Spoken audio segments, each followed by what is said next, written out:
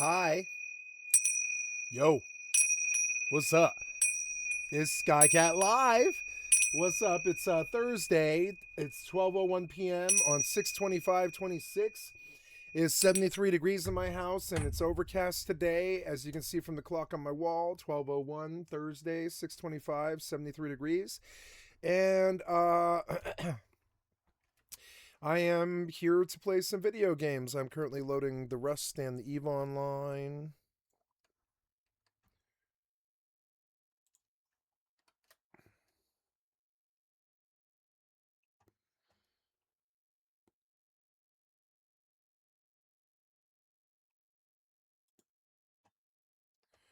So,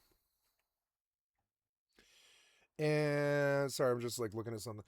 So, and I don't have that very long. At 1:30 I have to leave. It's 12 o'clock now. At 1:30 I have to leave to go to the dentist. So I only really have like an hour, and at 1 o'clock I'm going to go take a shower. So I'm only here for an hour, but I figured I would do the hour and get in and get other stuff done. I have noticed that I have become slightly burnt out on my job, and I'm learning that like even a couple of hours of not doing my job is really really good to prevent that. So I'm just like giving in the morning, and I'm just watching YouTube for a couple of hours as opposed to just getting up and logging in as soon as possible.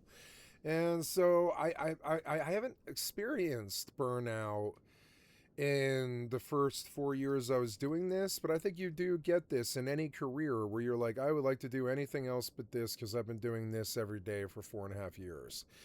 And it's not like I want to stop doing this. I really love doing this, but also the little breaks that I get, I really really value them.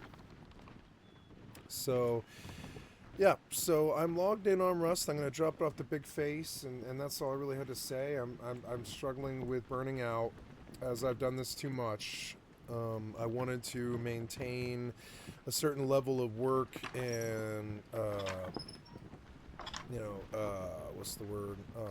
I wanted to maintain a certain level of work every day that's at least like 6 hours, 4, 5, 6 hours at the very least, and just keep it going. Let's see here. We have that stuff. I need to boil. Oh no, maybe I did boil. Let's see. I did. Oh good, okay, I can produce bullets.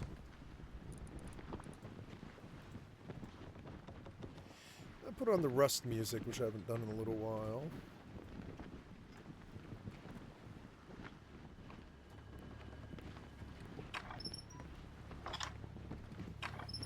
Beautiful sunny days. Go out on the deck, and I wish I lived on a houseboat. I didn't know how much I liked the idea of living on a houseboat. Actually, what's it like to buy a houseboat? I kind of want to look on YouTube. This should have had water, but I guess there was like no rain.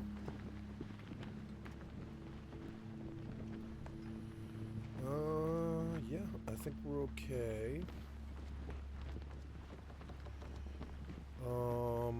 I want to produce bullets.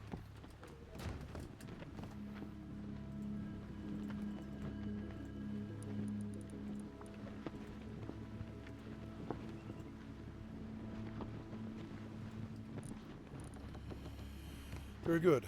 And so we were able to produce HV bullets, which is good. I will go out with a kit and I will swipe a... Damn, I had a lot left over, a lot more left over than I thought I would.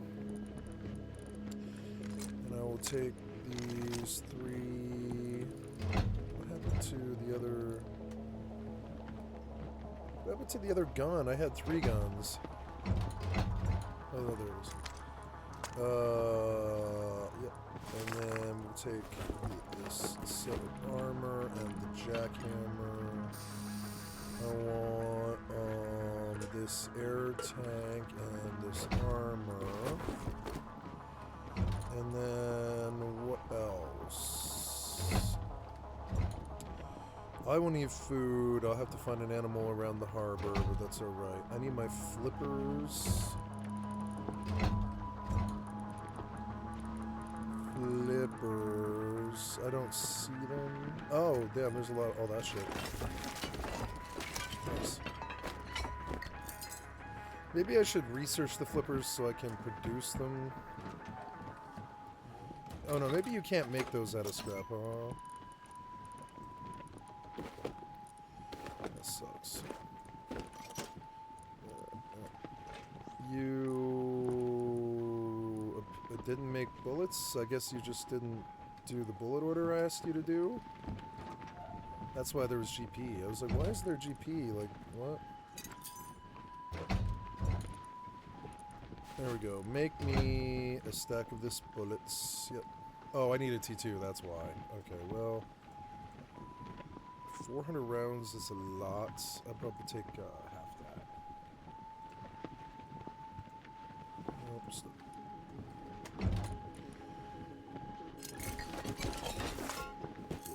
4, almost to a T2. And then I can turn my focus to airfield. I might just go put a shelter down at airfield and just keep swiping until I have 5 blueprint fragments.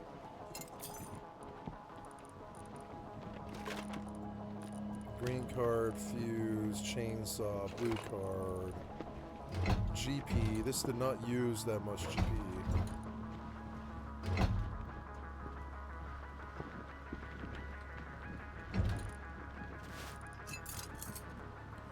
It's weird because I'm getting like refunds or something. Seems odd. There's like some change they did. Okay, well, we're looking a lot better. Going up.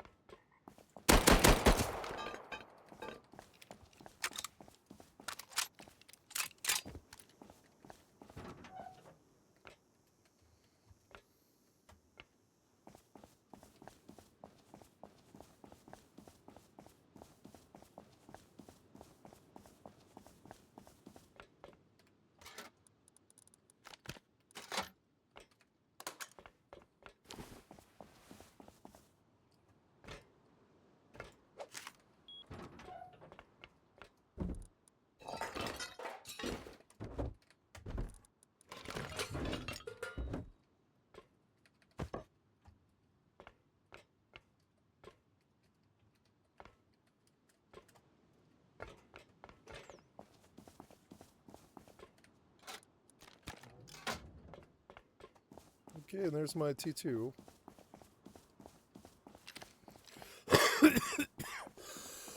I don't really need any other loot here, but I'm going to recycle before I leave.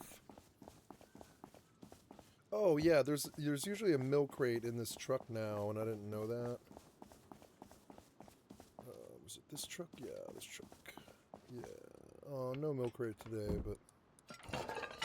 So, right.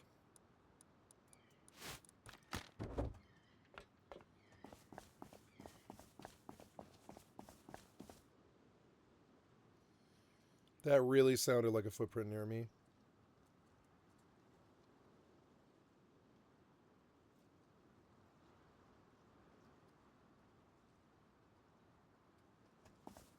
Must have just been an echo. I was like, why would I hear a footprint on this server other than the admin? It's weird. Tripped me out for a second, but I think it's just an echo. Yeah, I'm not really wearing Hazzies, but another suit, another kit might be a good idea.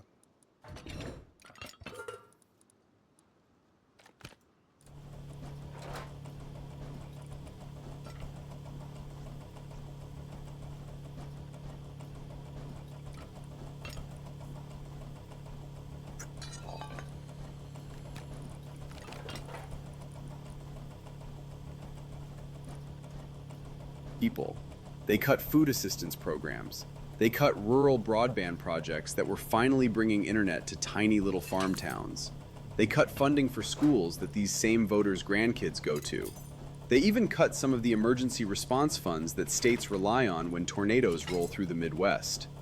But sure, tell me again about how the government's too big while you're sitting in the dark during a power outage, wondering why nobody showed up to fix the lines. And the thing that absolutely kills me? The cost of everything has gone up. Not just eggs, not just beef. I'm talking lumber, gas, prescription meds, car parts, you name it. And these same voters are looking around like, how did this happen? Hello? You cut tariffs in some places, raised them in others. You messed with labor markets. You pissed off trade partners. You put a guy in charge who thinks government is a startup that needs to be disrupted. And now you're surprised the whole system is glitching out? And through all of this, every single cut, every single dollar saved for the ultra-rich, every single corner... It might be better to pop crates on cargo than it is to go all the way to airfield. I could just live here and wait for cargo to arrive, but I mean, also, I don't really have that kind of time right now. I could just go buy the mini heli and fly back from both airfield and run a cargo here. I think I might actually just live here at Harbor until I can do cargo runs. I've got to get meds. Meds are a thing. But I mean, I'm doing that right now. I'm about to put a T2 down. I've got the 500 scrap and high qual right here. And the last blueprint frags. Getting, I think cargo is, the opening cargo crates with laptops is, I think, faster than doing blue card. Blue card will only get you one advanced blueprint frag, but I think cargo you might even pull like 3 a run or something if you get the right RNG on the crates. So I might be looking at this wrong. My solution might just come to me. I don't need to travel halfway across the server with a mini heli, die in the basement or whatever it is, and then have to walk all the way the fuck back. I might just, or well, I could just put a shelter down outside airfield, and no one's gonna fuck with me on this server. The shelter will survive because harassment isn't a fucking factor here, and I'm so used to the dark ages of the piece of shit cocksucker retard ass like right-wing incel pipeline idiots harassing me for years. I'm so used to it that the idea of the game functioning normal because there's no harassment is like alien to me. And I'm like, well, I can't put in my brain, I'm like, well, I can't put down a shelter, it'll be gone by the end of the day. But not on this server, because harassment just is a thing of the past here, and I'm not going, I mean, that's worth it for me. And it's just weird, I have to get used to playing my favorite game without harassment. It's good. I really like it, actually. It's so nice. It's like, it brought Rust right back from the ashes for me, and I've been waiting for this for years. I'm like, sooner or later, some solution will present itself. It never occurred to me to just... I should have just built my own server, but the problem is my own server running off my computer bogs down my system slightly, and I am a streamer. I don't really want that. I'd rather if somebody else did it. I'd rather shell out $20 to a server.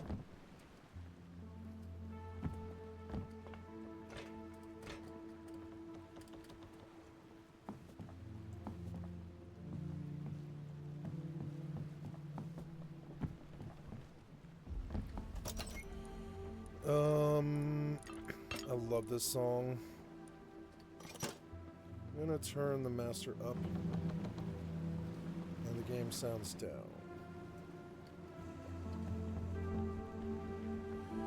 Yeah, cargo will come to me, and I can probably just continue to go along as I do. Although I would like to go get a mini heli. I have so much fucking scrap, there's no real reason not to. Okay, 700 scrap, high qual, blueprint frags, and we will make a tier 2. Yay, my T2, I've been working on this. I will have to go to worry about food. Food is a thing.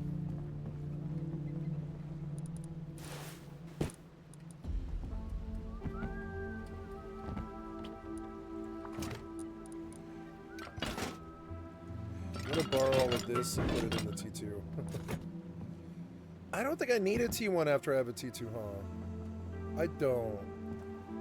And I could put the engineering bench outside. Maybe I will rethink this room quickly.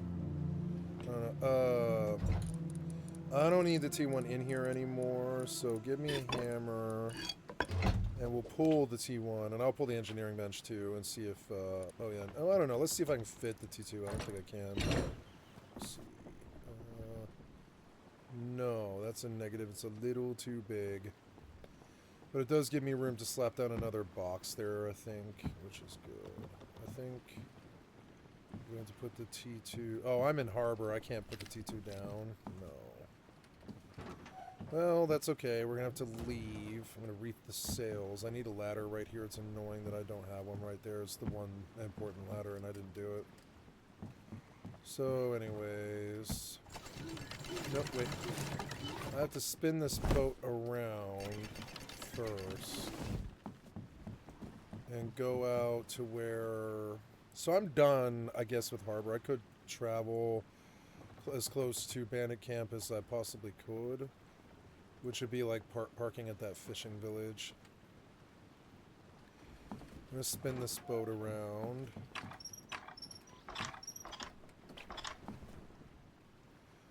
I don't really need the metal window bars, I don't think, anyways.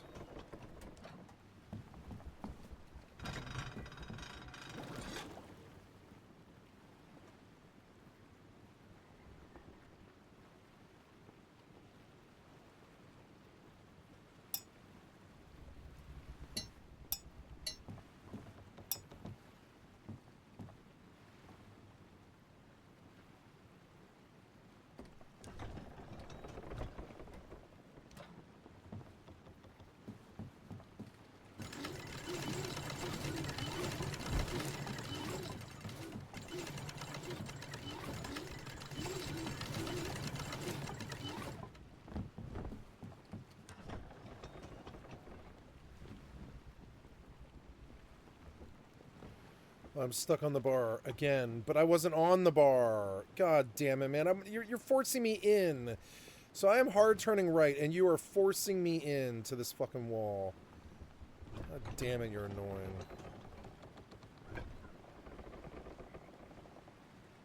Are we out and past this now? Yeah.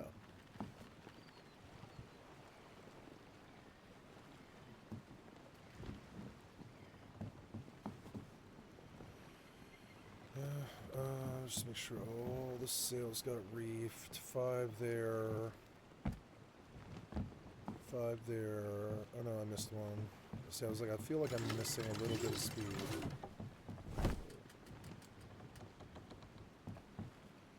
Cool.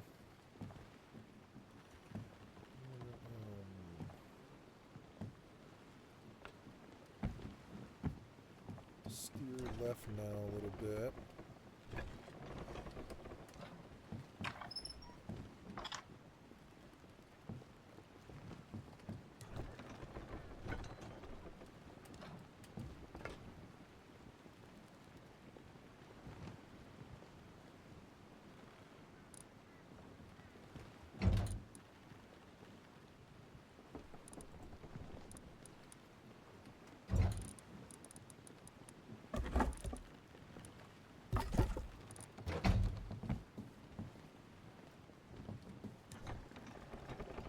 Slow but steady wins the race.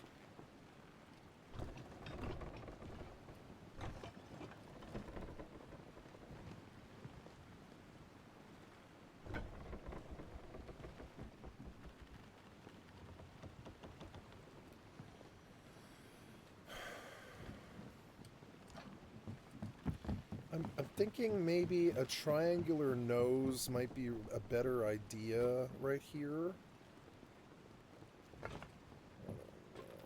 I don't think so.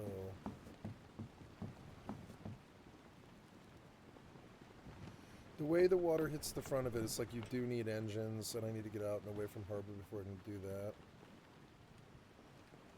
Corner that got clipped. Elon Musk is sitting there, $1.3 trillion richer, probably designing a new way to charge you for oxygen while you're at it. And the people who helped him get there, Some of them are spiraling.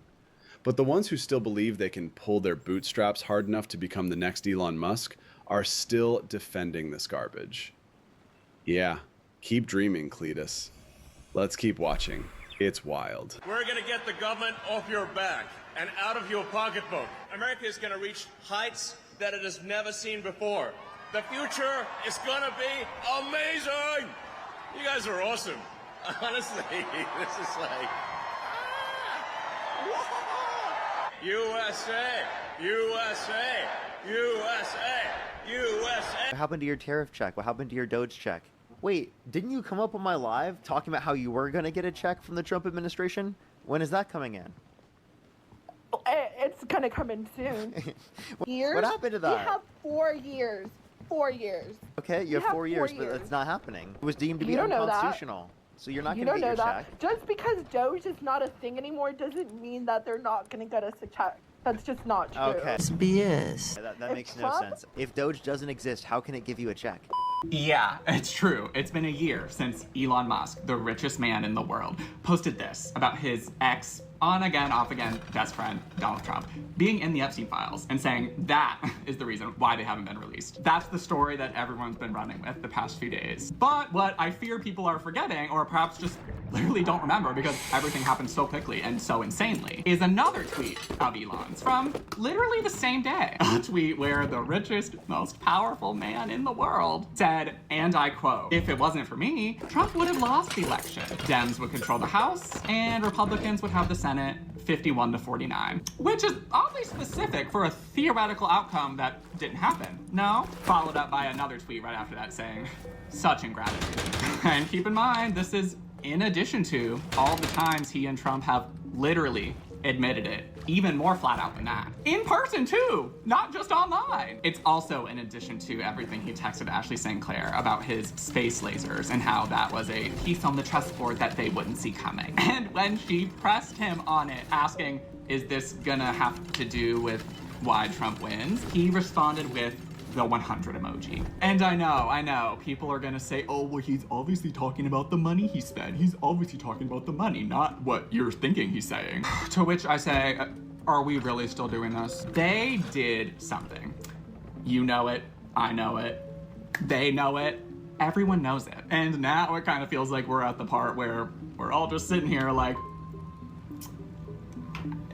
and listen, to each their own, okay? I'm not gonna sit here and force you, demand that you agree with me, believe what I believe. I'm not a Christian. But to me, it really looks like we're sitting here right now with this being talked about, and they're just sitting there laughing. Because to them, like, it looks like we're never gonna do anything. We know what they did, and just nothing's gonna be done about it. Trump has had to make some cuts. Had to make some really tough decisions. I know Doge cut back on the Department of Education. Cut back. Well done. The EPA. Yeah, Yeah. absolutely. There's some tough cuts. Cancer research. Cut it. Let's go back to all natural. We don't need to be researching on cancer. We basically have that fixed anyway. Alzheimer's research. Why not? Why not cut the Alzheimer's research? Yeah. What? We're just cool with that. I'm cool with that. Are you excited about all these Doge cuts? Yes, I am, because the government is stealing too much of the money and they're wasting too much of my daggone tax dollars. Oh my God, government wastes so much money. Yes. Oh my God, it's insane what we spend money on. Just foolishness. Well, enjoy the $45 million parade at all the tanks. Yeah, that's a good use of your tax dollars. The United States bent rules, handed out tons of tax benefits, write-offs, subsidies, so that one guy could become a trillionaire. But when we say that we want school lunch for children, when we say we want affordable health care for all, we're told that it's impossible. It can't be done. There is no money. There's $70 billion for Trump's secret police that already got a multi-billion-dollar package. There's billions of dollars for a forever war in Iran that has no clear objective. No one gives us a straight answer of why we're there in the first place. But don't worry, Elon Musk is a trillionaire. So capitalism, baby. I'm upset. I'm upset. And yeah, the Republicans are going to hop in and say, we were just jealous. I'm not jealous. I have enough. I have something Elon Musk can never have. I have enough. I make a good living. I don't need more than this. The fuck am I going to do with $1 billion? I guess buy a couple of toys and give the rest away, because what the fuck am I going to do with that kind of money? The point isn't looking over to see how much other Make space shuttles, I guess. people are making and being Bad ones. jealous of the yachts and the vacations and shit. It's the priorities. Are we really going to live in a society where we focus on making millionaires, billionaires, and billionaires, trillionaires, while millions of working people can't afford a roof over their fucking heads? While millions of people go untreated for critical diseases because they can't afford the health care. We don't have to live like this. It does not have to be this way. Republicans have convinced Americans it must be this way. They are lying. This is not how we have to live. Working class people deserve better. We need to totally rewrite the script here. Congratulations, Elon. Got another zero by your name. I know you're not going to do any good for anyone but yourself with it. And if you celebrate this kind of thing, I'd like to know why. What is it about someone else having trillions while your neighbors suffer that is so exciting to you? Okay, Elon only got it because he worked a trillion times harder. Okay, is it a lot of money? Kind of, but like if you save up, you could probably get close. Honestly, I don't think he earned enough money. Really, I don't think he earned enough. I want the government taking my green. 1, 2. There's a lot of ones, but don't read into that. I don't get it. The money's gonna like trickle from that. Ever seen one of these? It's a 5. I have about 20 of those. I don't get coffee every morning. I got a plan. Shift manager today. McDonald's CEO tomorrow. I don't know why you're worried about this. Like, I'm worried about taxes. I got like 200-300. Why is this T2 like so damaged? $100, and that's like a Mars. Google Mars colony. One good maybe you should invest. Let me just say something real quick to my American friends today. Now, when the rest of the world watches your politics, we're not watching for entertainment. I know that you guys think that way sometimes, but that is not why. We're watching because what happens in your country affects all of us. Now, look, I'm a Canadian. I don't get a vote in your elections. I don't get a say. But I have to watch every single freaking day decisions being made by your administration that impact my economy, my cost of living, our trade relationships, global markets, and honestly, the future of the entire freaking world. So when I look at you guys right now, I'm not seeing a healthy democracy. I am seeing a full-blown oligarchy. Okay? This week, Elon Musk became a trillionaire. A trillionaire.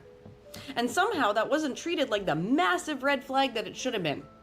On the same day that Musk gained another $164.8 billion in wealth, Larry Ellison added almost $9 billion. Mark Zuckerberg added another $9 billion. Larry Page added $7 billion. Sergey Brin added another $7 billion. Jeff Bezos gained another $7 billion. Michael Dell added another $6 billion. Okay, that didn't happen over a year. It didn't happen over a decade. That happened on one fucking day. Meanwhile, you guys have some of the highest rates of childhood poverty in the... So I'm tripping, but she's got a pair of glasses on that she's put in with some kind of camera filter, and I don't like it. I think it's such terrible taste. Developed world. Why would you add those terrible glasses? Young adults can't afford the standard of... It's because she wants to look like a nerd. Living that their parents had. Millions of people are living paycheck to paycheck. Why do you have fake AI glasses? It's so cringe. Seniors are trying to survive on incomes that are like 15 grand a year. That wouldn't even cover rent in most cities. Okay? And we're all what, supposed to accept this as normal? Are you freaking kidding me? I am so frustrated right now because I'm watching people get distracted from everything that's actually happening in front of their eyes. Right? Every day in the United States, there's a new culture war. And by the way, it seeps everywhere, right? A new outrage, a new group being blamed for why life feels harder. And while everybody is now busy fighting each other, the people at the very top just keep getting richer and richer and richer. The wealth gap is so extreme right now that it basically feels infinite, right? Because we have one person that controls more wealth than entire nations, while ordinary people are just, told to work harder, sacrifice more, and expect less. And before somebody calls this jealousy, hell no, okay? I don't care that people are wealthy. I care that a handful of individuals have accumulated so much freaking economic power that they can influence governments, markets, media narratives, public policy, right?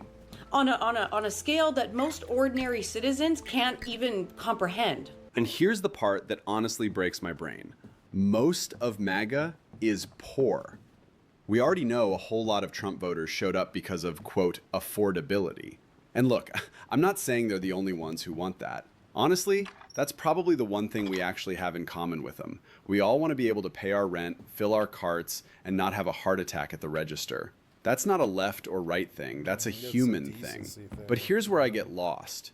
You got people out here struggling to make ends meet, barely scraping by, watching their grocery bill climb higher than their blood pressure. They see all this proof, the cuts, the chaos, the billionaires getting richer, and somehow, they still don't connect the dots. They don't see that they helped light the match. They don't see that they cheered for the guy holding the gasoline. They look at the dumpster fire they helped create and go, how'd this happen? What sort of sickness is that? I'm serious. If you're a psychologist in the comments, they're the Bored Ape Yacht Club that came up with the "this is fine" thing, but they're the ones most guilty of being like, "This is fine, hoax, this is fine. I got bent over in the world stage again, you know, etc. We lost to Iran." It's just weird. It's like, you know, Putin bent me over again, and it's just like, and this is fine. And I mean, they're the ones who actually engage in that terrible ass, like, sort of cringe level of "this is fine." They're the ones who do that. The liberals are the ones who are like, "This is not okay. The treatment of your closest neighbor is not okay. The murder of Alex Preddy and Nicole Good, you know, it's fine or it's not fine or whatever." It's just the same. So you say this is fine. This is not fine. None of this stuff. This is your time to shine. Please break it down for us. Is it cognitive dissonance? Is it sunk cost fallacy on a cultural level? Yeah. Is it just straight up tribalism where admitting you made a mistake is worse than living in a burning building? Because I genuinely don't get it. You can show them the receipts, walk them through it step by step, and they'll still find a way to blame somebody else. It's like they're allergic to accountability. And let's just leave alone the whole thing about how Elon actually pulled off his, I don't even know if scam is the right word, so I'm going to say alleged scam IPO. Let's call it a pump and dump IPO for SpaceX. That whole mess will piss you off to the moon, higher than Doge ever went if we're being honest, but that's a whole other video. Anyway, that's all I got for today. Yeah, this was really good. Think out loud.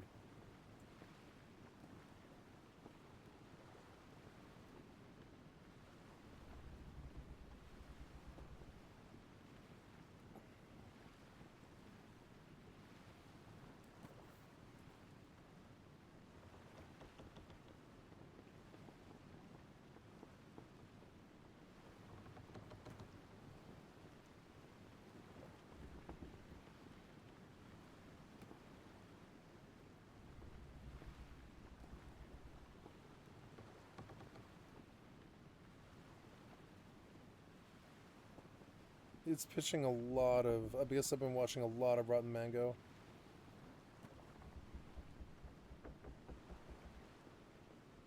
Trump's unbreakable bomb with the UFC.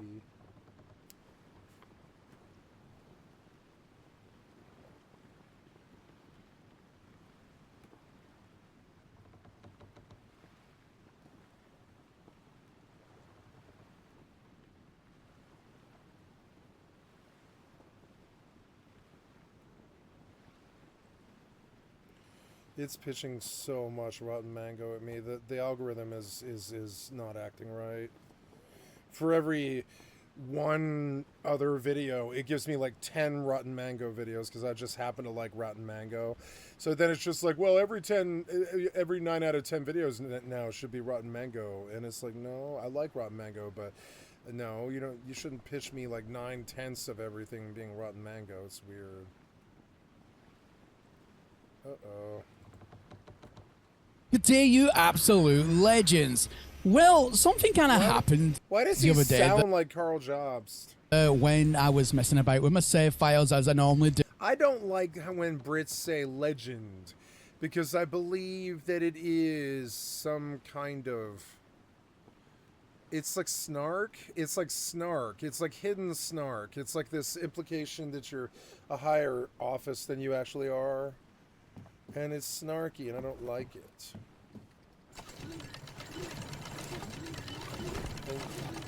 I've never met somebody who didn't like being called an absolute legend, except I don't. I don't like that. I don't like it when people call me that. I'm like, I don't know. I guess.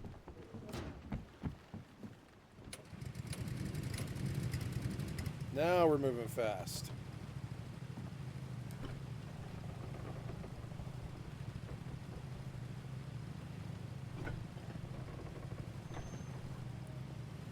Yep, that's a real decent speed.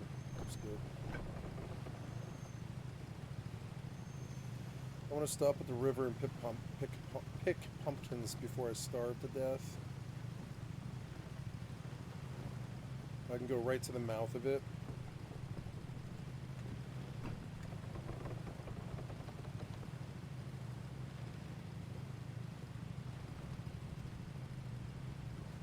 Oh, look, yeah, I'm moving very fast. Not quite mini heli fast, but fucking fast. For a mobile base.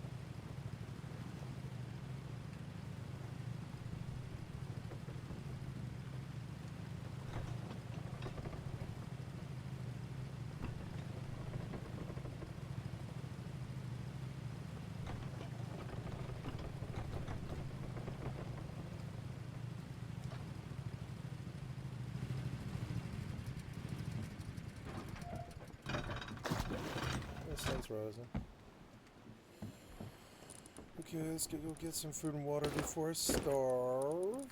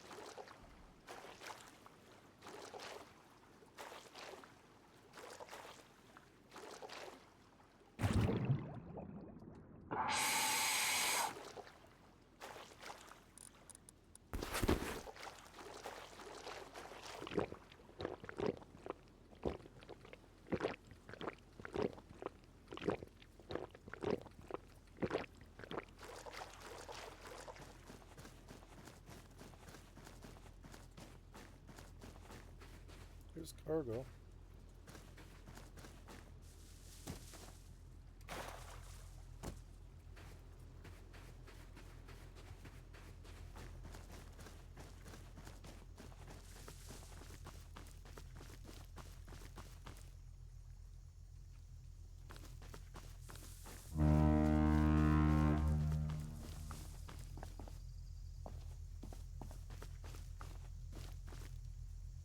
Did it turn around?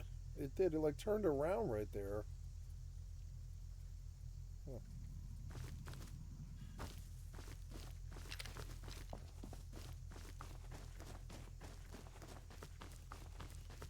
I've seen no food. Which doesn't seem right for a river. Wait, I hear deer.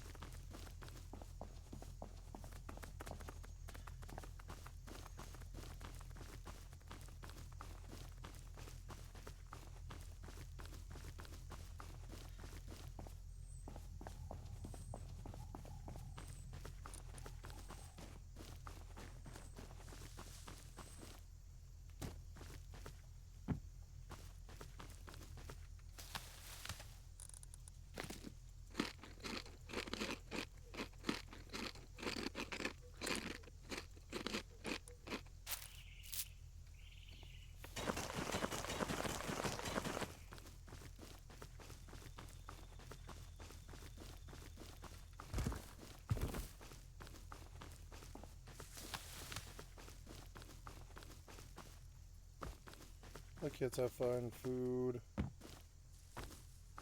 I'm going to stumble into a gator and die here, I think. I better be ready for it.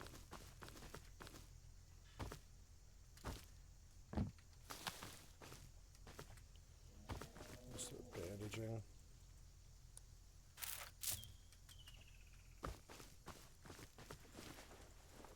get my health up. Why haven't I seen a pumpkin or something?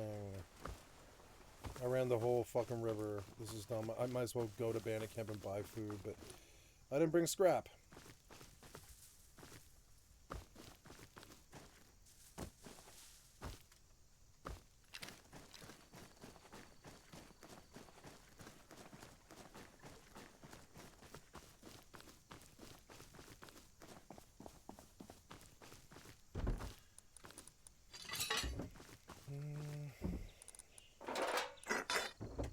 Maybe I can just raise the 750 scrap I need.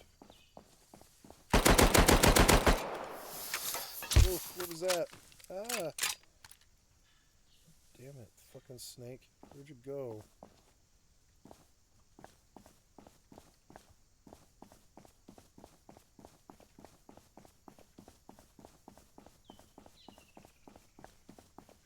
I think I want to stick to the river and hope that I find food.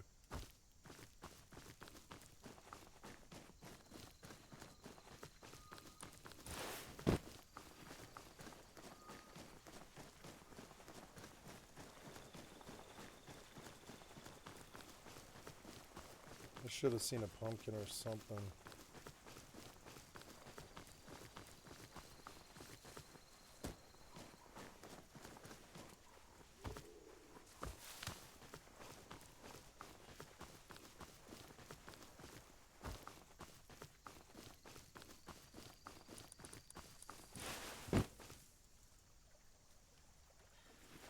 Well, my health's up. I'll have to buy canned food, I guess, and that's alright.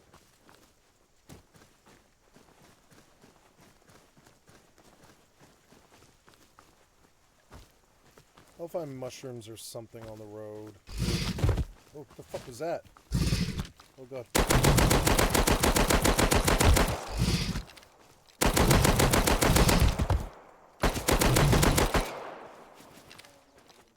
I knew I was gonna get a gator. I knew it. Fucking annoying. At least I didn't die.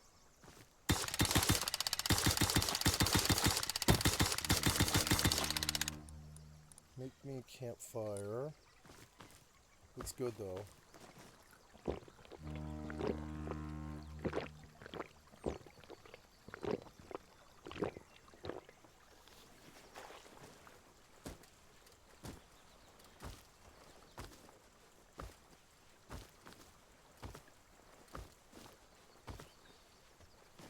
Ooh, he dropped a lot of fuel.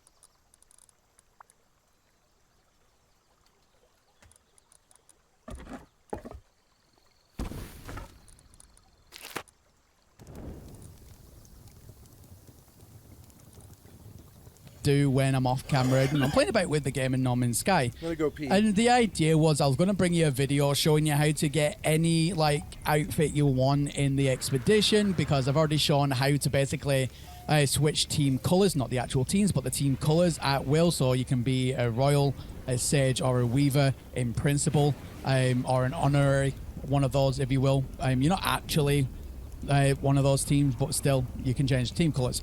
But anyway, I digress. When I was messing about, I went ahead and I did a couple of swarm missions. Now, the first one went without a hitch and it was perfectly fine. The second one, however, actually shocked me. And the reason it shocked me was because I got down onto this planet, and you'll see this on the footage in just a second. And there was this chap stood there with a geology cannon, and he was blasting like players, innocent players, and it didn't matter what the team colors were, whether they were stage, royal, or weaver. Everybody was getting taken out by this guy. So I tried to defend as many players as possible. But a few things to note here. Number one, he would not die himself. He had essentially infinite life. That was the first observation. I know this because my tools that I use make it that my character can do, like, you know, 50, 60,000 DPS with a normal bolt caster, or something like 150, 200,000 damage with a geology cannon. And I was lighting this guy up and he just took every single shot, even though the damage markers were appearing. So he had his PvP on. So, you know, at the end of the day, this thing was just so egregious that I really feel like it's important to make this video because we're starting to see this more and more and more. I'm seeing a lot of reports across many socials in the No Man's Sky forums and so on that, you know, player versus player is happening a lot more. Now, normally this wouldn't be such a bad thing because, you know, PvP is part of No Man's Sky. However, you can toggle it on or off at your own leisure, But this is the thing.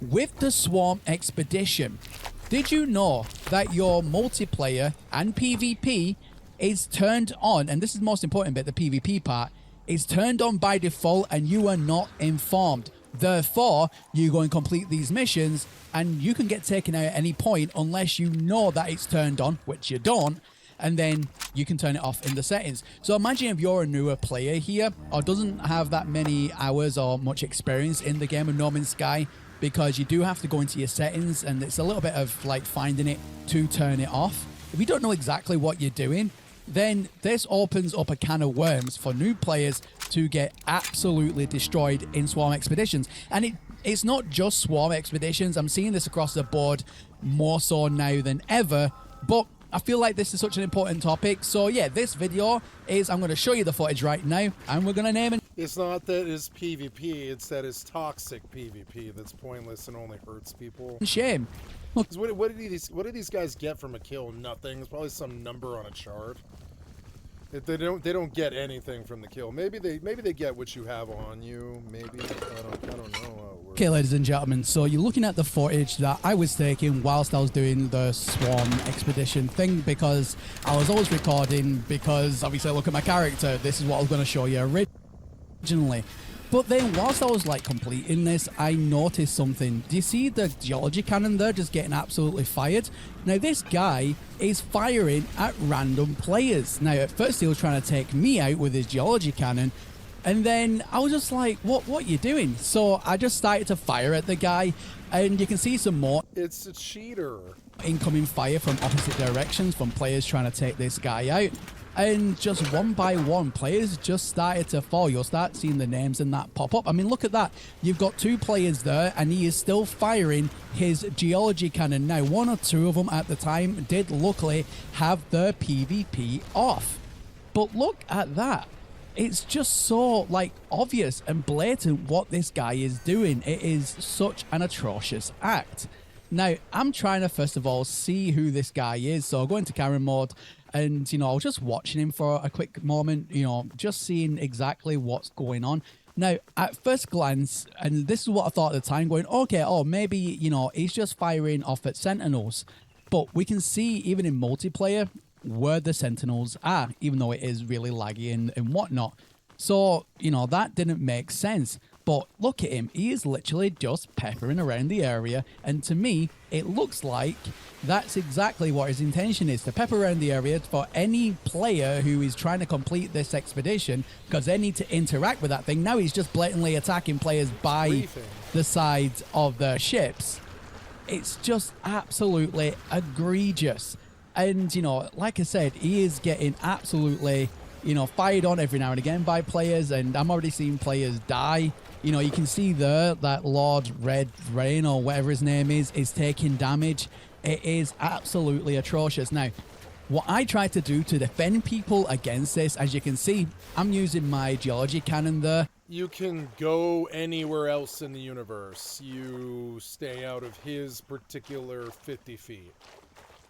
He is chokeholding, of course, because he's an asshole, griefer.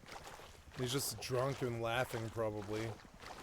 But, like, it's like a huge universe. You don't have to do that expedition. You don't have to do it in multiplayer. You don't have to have PvP turned on. Oh, yeah.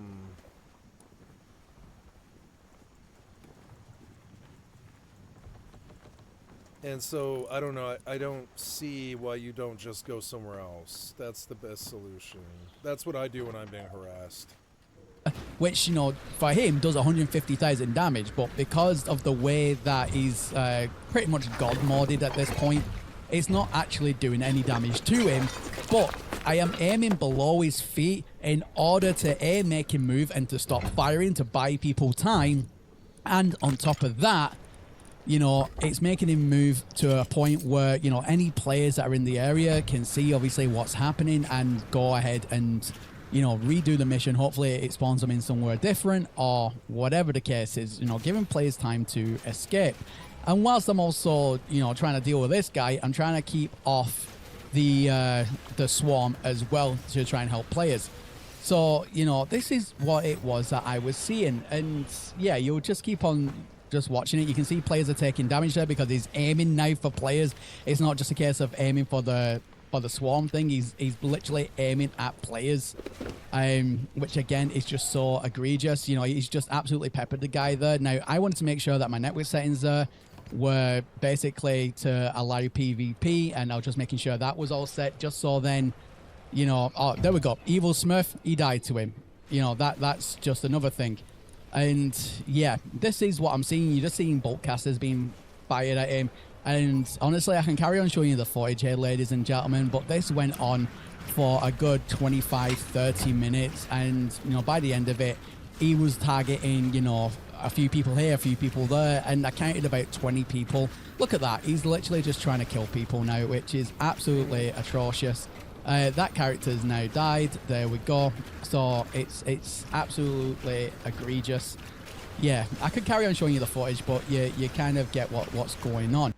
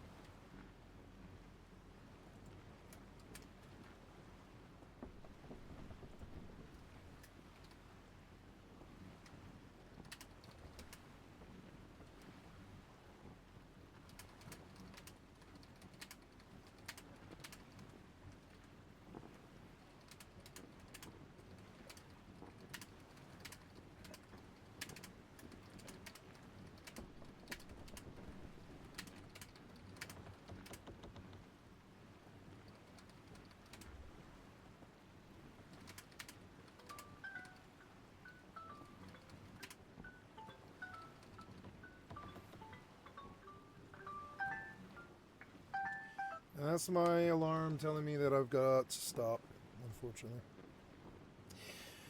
I'm going to read what I wrote. I said, I hate to say it, but griefers exist on every live service game in history. You absolutely are making good points, and he needs to be punished by the devs. But these shitheads, when they do this, I'm going to save it so I don't lose it. Sometimes it gets the devs to fix something that wouldn't have normally fixed. There's a lot of facets to shitty-ass griefers. They might not actually always be evil, even.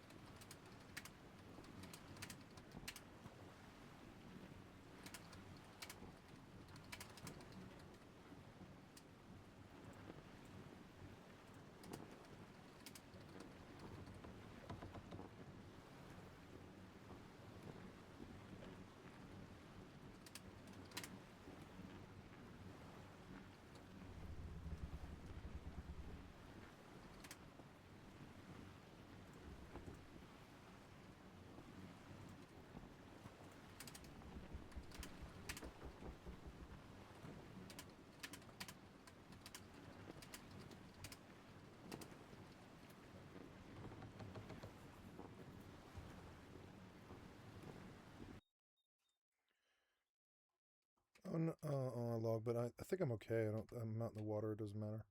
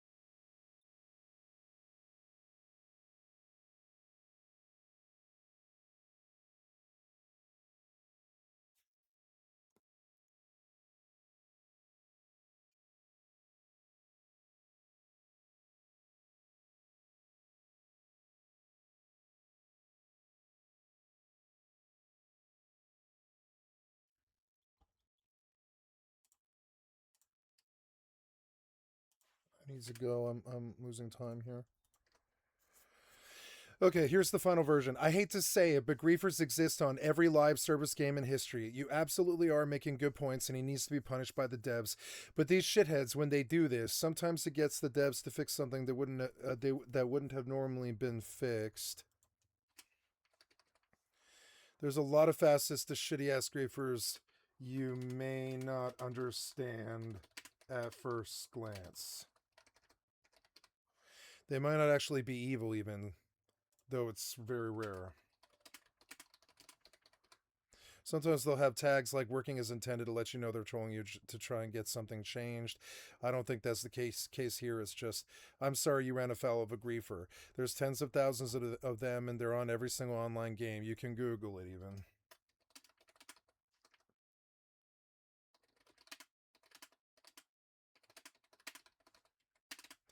It's good you said something, but understand they don't ever stop and don't ever go away and exist on every single online game. It's sort of like complaining about the rain. I just open a ticket on the guy, spend 10 seconds. That's what the devs want you to do. They don't want you responding to them. They don't want you responding to them in chats or on social medias because it complicates the issue and makes it two-sided when it was only one bad actor before. It goes from one class clown acting out to two kids having a fight on the playground fast, and then the dev is less inclined to help. It's not worth the time to complain about griefers. 10 seconds of opening a report, putting guy's name in on website or in-game or whatever is way, way better use of your time. The vid was good and worth making, though. Good job. They won't ever stop. Don't feed trolls. Responding is what they want. You fell for it. No shade, no shame. Just trying to point out stuff I've learned in the 30 years I've been playing MMOs. Don't fall victim to their shithead tricks, and responses is what class counts want from you. If they can get you to make a video,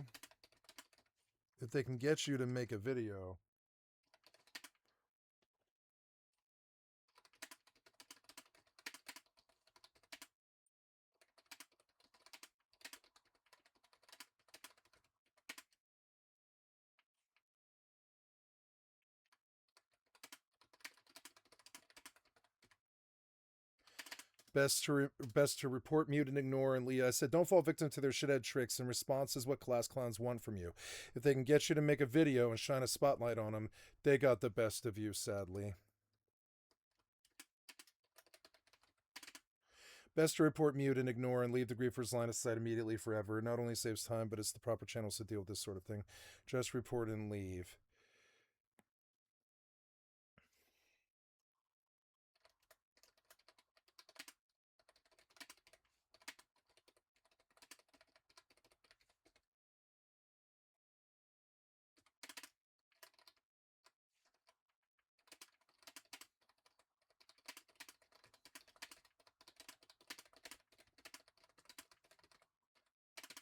Best to report, mute, and ignore and leave the griefer's line of sight immediately forever. It not only saves time, but it's the proper channels to deal with this sort of thing. Just report and leave.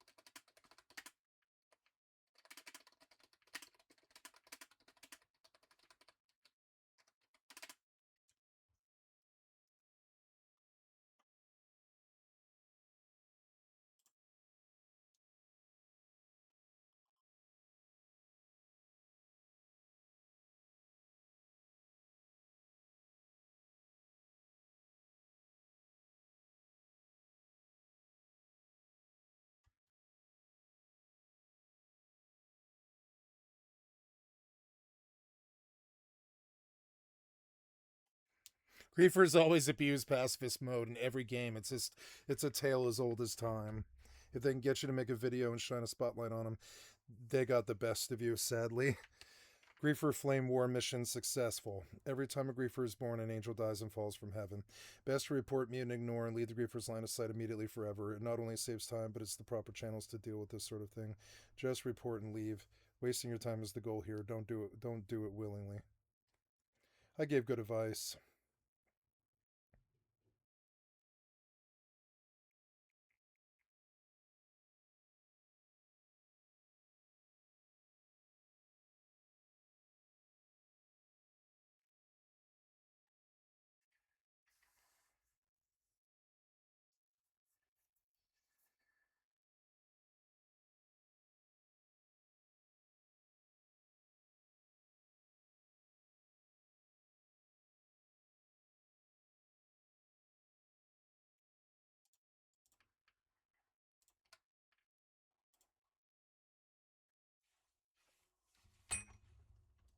Okay, I'm going to go take a shower and go to the dentist. I'm going to pause here, guys. You've been watching Skycatlive. I'm a full-time variety gamer all day, every day. Put me on in the background. Click on the cast face to donate. Come to the Twitch or the YouTube. I spent 15 minutes writing a YouTube comment instead of taking a shower. And I'm late now, so I'm going to bomb out. Goodbye. I love you. Okay, what's up, guys? I'm going back live again here. And I will... oh, I didn't... upload, I guess. Oops, I thought I did do this. No. Oh, initial check is to be able to view Russia, Belarus. No issues found. Okay. Public, publish, go. Okay. And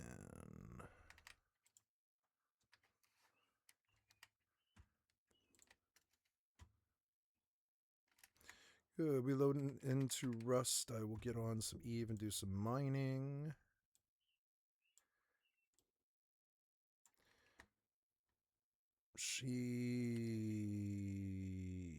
I don't know if I got out of my Meg clone. I don't remember. Okay, anyways, You probably video here. think your gaming PC belongs to you. But leave Windows 11 idle for just 24 hours and it'll send over 3,000 telemetry pings to more than 100 different servers, all running in the background while you are doing nothing. It operates like a digital wiretap, reporting system metadata and tracking identifiers the second you turn your back.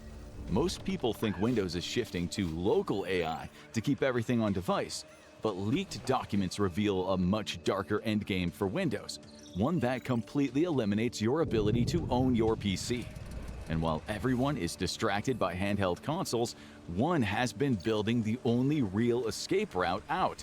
And Valve didn't need permission to do it. Chapter 1. The Glass House. Microsoft has spent 2 years selling its Copilot Plus PCs as a victory for privacy. Everything runs locally. Your data never leaves your machine. But the reality looks very different. The PC security channel ran tests on a clean Windows 11 system. No user logged in and no apps were opened. The machine was just sitting on a desk. Inside of 24 hours, the machine reached out to dozens of different servers. And it wasn't just Microsoft. It was pinging third-party ad networks and market research firms. Some of them most users would never have heard of. Even turning the privacy settings all the way down didn't make a difference. The only way to make it stop is through policy controls that consumer versions of Windows don't include. Recall sits on top of all of that. Its Copilot Plus AI feature takes a picture of your screen every few seconds whenever something changes. Each picture gets saved to a local database on your hard drive. The pictures are searchable. You can type in "the thing I saw last Tuesday" and just pull it up. The contents of those pictures are the real problem. Emails, websites, bank logins, private chats, password manager pop-ups that appear for half a second. Whatever's on the screen ends up in the database, indexed, and sitting in a place that anyone with access to your machine can find. Recall doesn't care what it is, it saves them all regardless. Microsoft says the database stays on your computer, but security researchers found early versions of it could be pulled off by simple recovery tools. Windows Hello Sign-In and a filter that's supposed to skip over sensitive data have been added since then, but in August 2025, independent testers ran the filter and found it still missed things it was built to catch. Even if you trust the local part, there's still the policy problem. Right now, Recall does not sync to the cloud, but that can change with a single update. Most users would never notice. A computer that takes a picture of itself every few seconds is no longer yours in the way you thought it was. It is a witness. Chapter 2, the performance tax. Microsoft really pushes the performance of its products. Windows is the home of high-end PC gaming. Direct storage loads faster. The auto HDR looks better. The Xbox app is parked right there in your taskbar. But there's a cost the hype never mentions. Various journalists and reviewers have spent years running the same games on the same hardware using Windows 11 and Linux. The Linux build of choice is usually Bazzite, an OS designed to replicate SteamOS. And on paper, the results look almost identical. Windows fans always like to point to the average frame rates as proof, but that hides the thing you actually feel while playing. What matters is the 1% low. That's the worst moment during gameplay. The sudden freeze when you turn too fast or are in the middle of a gunfight. Your brain notices it instantly, even if the frame rate counter says otherwise. This is where Linux starts embarrassing Windows. Using the exact same hardware and settings, Linux consistently delivers lows that are 15 to 20% higher than Windows 11. None of this is a mystery. The background services, the forced update checks and telemetry pings, even Copilot doing things you never asked for. Each one is tiny, but stack them on top of a machine trying to push 240 frames per second, and they all add up. You paid for that performance. Windows is spending some of it on things that have nothing to do with your game. You spend thousands of dollars building a high-end gaming rig only to have its raw power. Just playing some Rust, and yeah, there we go. Or skimmed right off the top by the operating system you're forced to install. If Linux now matches or even beats Windows in performance, then there is really only one excuse left: multiplayer games. For years, that was the deal breaker. Not because Linux couldn't run the games, but because anti-cheat systems would block you before you even got into a match. And once that barrier disappears, Windows becomes a choice. Chapter 3, the anti-cheat illusion. For a long time, the answer to why don't more people switch to Linux was always the same. You could play single-player games fine, but the moment a multiplayer game used anti-cheat, Linux players got locked out. You'd load up the game and get denied before the main menu even displayed. And that's why people stayed on Windows. Their games relied on it. But then something changed. Epic added Linux support for easy anti-cheat. Then software like BattleEye followed. Games that were unsupported suddenly started working overnight. It took about 4 years for it to become the norm. Back in 2019, if someone told you they were playing Apex Legends or Halo Infinite on Linux, you would have laughed at them. Those games didn't work outside of Windows. Now people launch them on the Steam Deck while lying on the couch. It's the same with older PC games. They actually work better on Linux now than they do on modern Windows. Games from the 2000s that break on Windows 11 because of old launchers or compatibility issues run perfectly through compatibility layers like Proton. It was a coordinated effort that happened away from the public eye. Someone paid for the engineering, called the developers, wrote the code, and then built the testing pipeline. The technical reason to stay on Windows has mostly faded for the games people open every weekend. The games that still refuse Linux are mostly competitive multiplayer titles. Giants like Epic Games, Riot, and Bungie refuse to let their aggressive anti-cheat software run on an open source system. It's purely a security and business decision. All of this lines up with something else nobody quite saw coming. Chapter 4, the hardware anomaly. Steam Deck came out in early 2022. By February 2025, the first reported total sales around 4 million units. That is roughly half of every handheld gaming PC sold in those 3 years. The other half is split between the Asus ROG Ally, the Lenovo Legion Go, and the MSI Claw combined. Valve hit that number with almost no traditional advertising, no celebrity push, no billboards. The deck moved through word of mouth and people showing their friends. The price is part of the story too. A base Steam Deck starts at $399. A comparable Asus ROG Ally with Windows can cost more than double depending on the specs. Also, the Windows version often gets worse battery life on the same hardware. Valve priced the deck as a default choice for anyone curious about handheld PC gaming. They sold the hardware close to cost price and made most of their money on games sold through Steam. The operating system numbers are where things get strange. In March 2026, Valve's own Steam hardware survey logged Linux at 5.33% of all Steam users, and that was the first time it crossed the 5% mark. Maybe I should make the switch to Linux. I don't know. I think my main complaint would be, will it... I mean, no.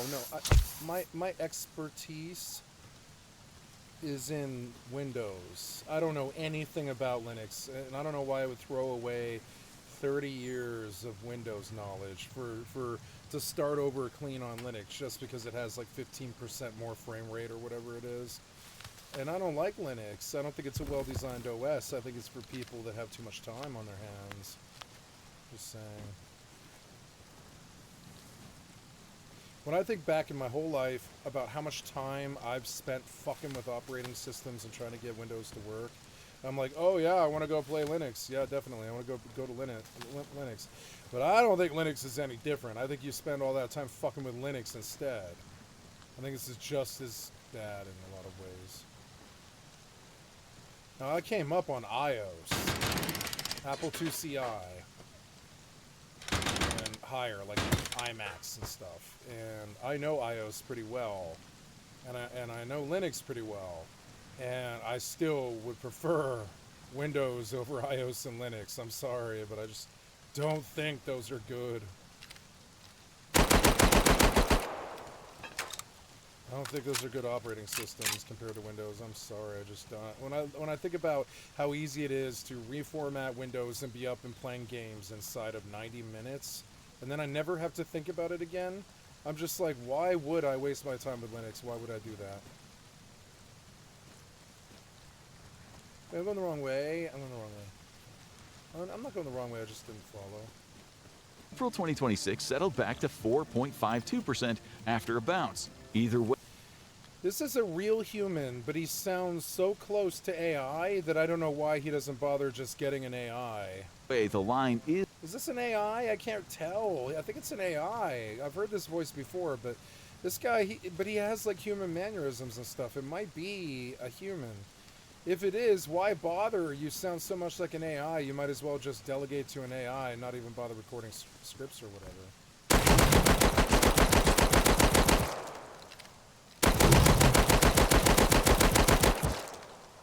The rock glitched him and he didn't attack me. Maybe it stunned him. Maybe dumping a whole mag into animal stuns him now, maybe, I don't know. But it was easy. Oh look, it's like 1,000 fuel. That makes things easy.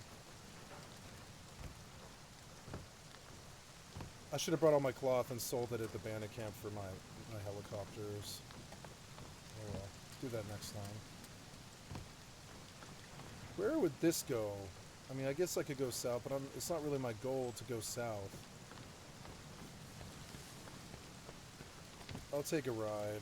No, wait, this is going north. I want to go south. This is not going where I'm going.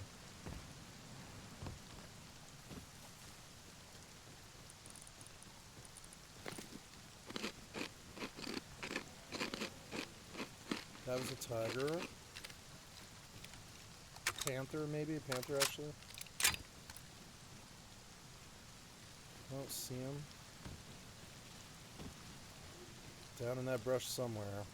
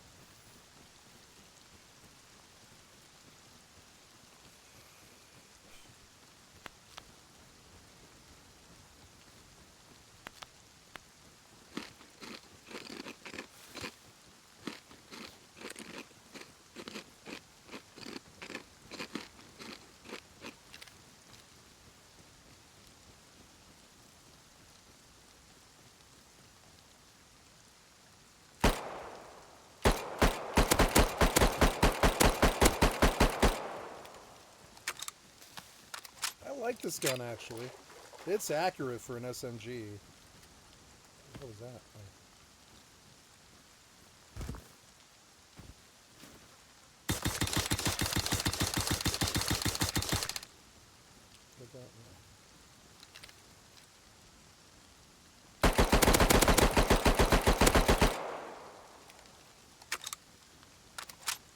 We use a lot of ammo with this gun.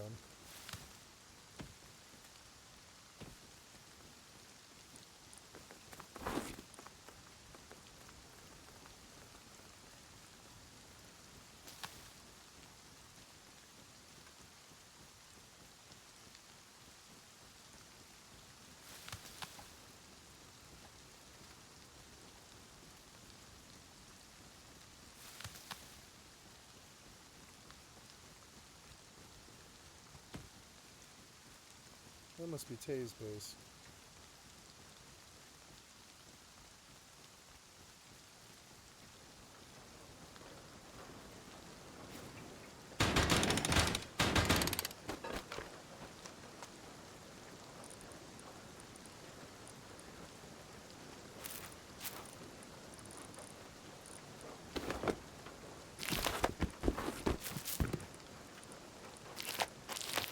All that food stuff.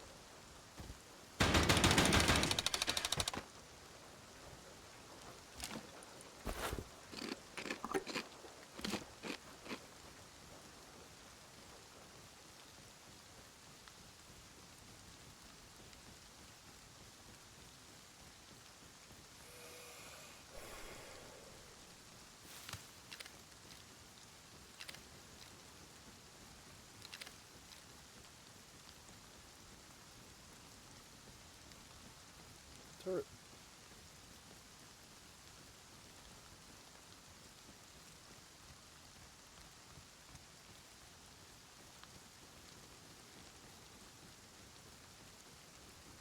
Kind of a long journey to Bandit Camp. I don't really want to do this on foot again, so I'm going to buy a heli. Open this window for some fresh air.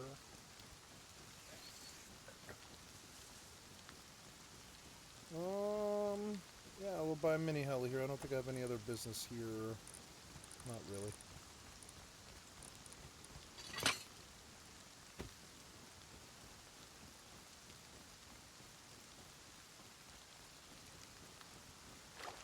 While I'm here, I could buy stuff from the outpost, such as a large battery.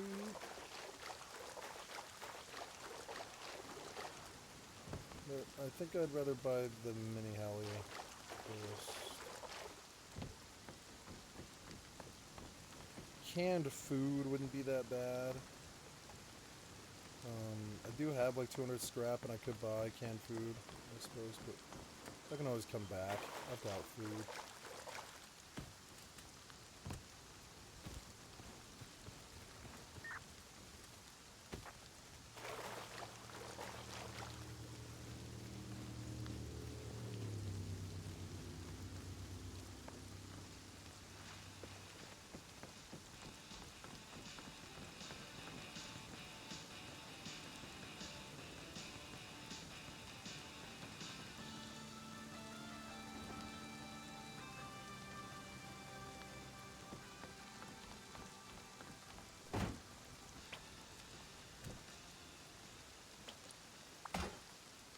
Flares.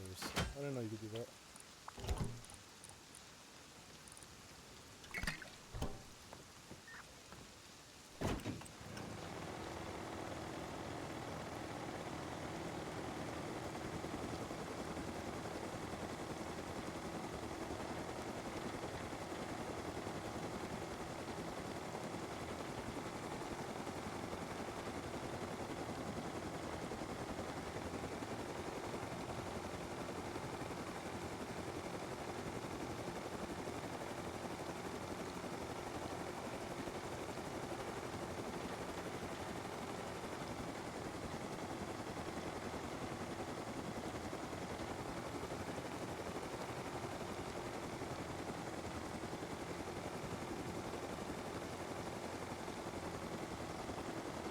This is the most smooth I've ever seen a heli ride go.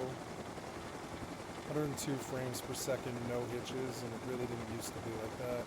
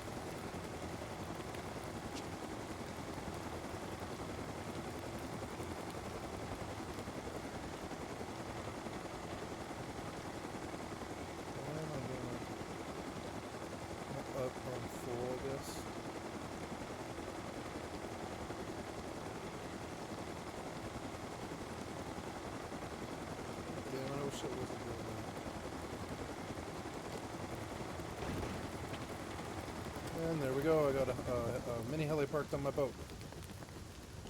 Oh yeah.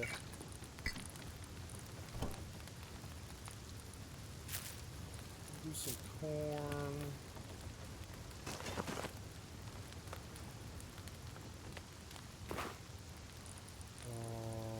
Some corn and I guess the rest of it will be cloth.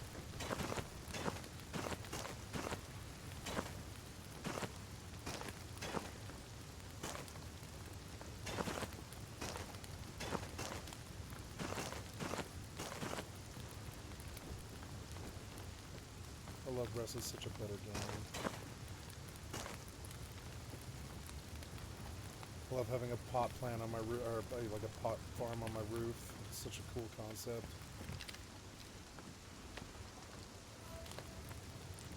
Oh yeah, let's go out there on Eve and get to mining.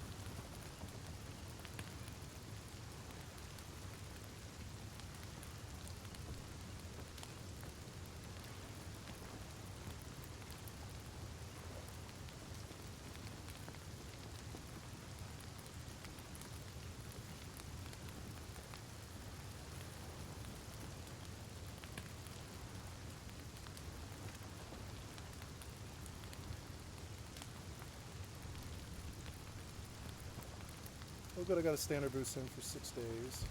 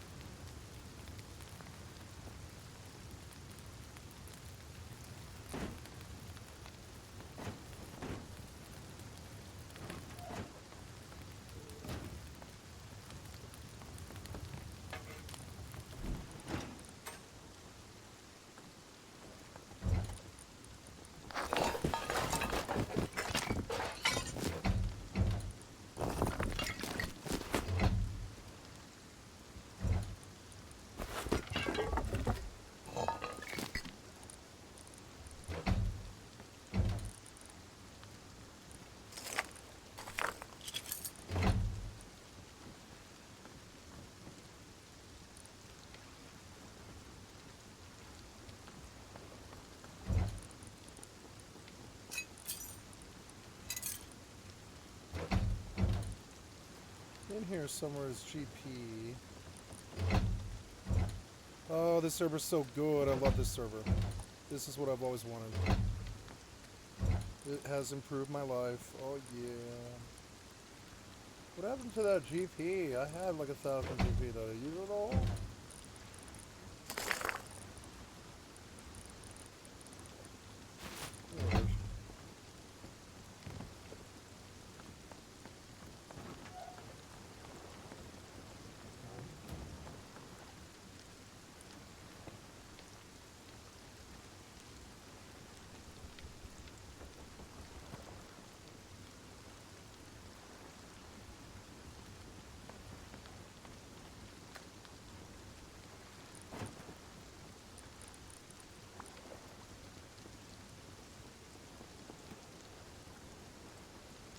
Thought I heard gunfire. I did hear gunfire.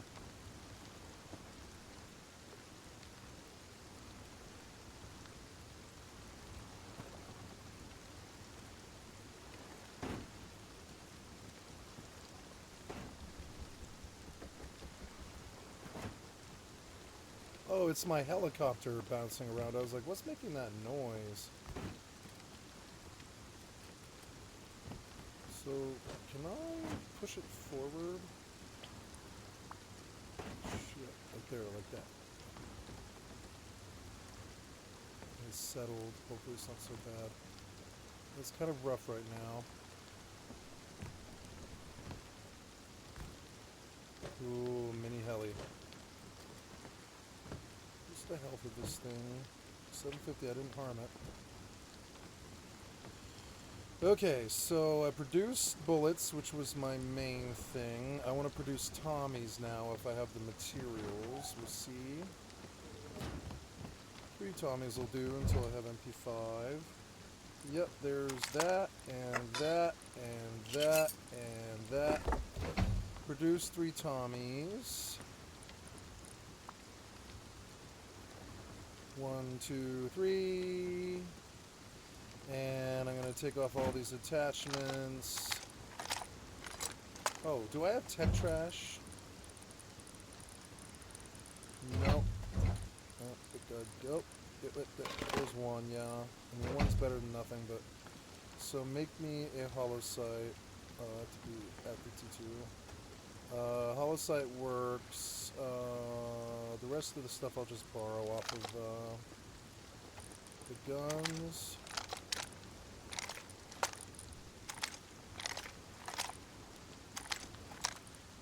Okay, we're producing 3 Tommies.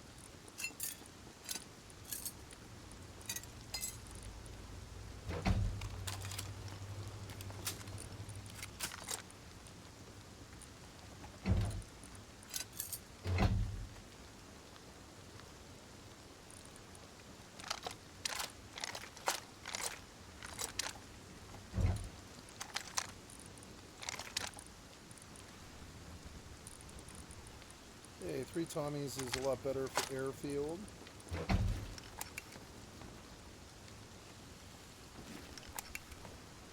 And, yep, sweet. Set with HV rounds. I'm gonna bring meds.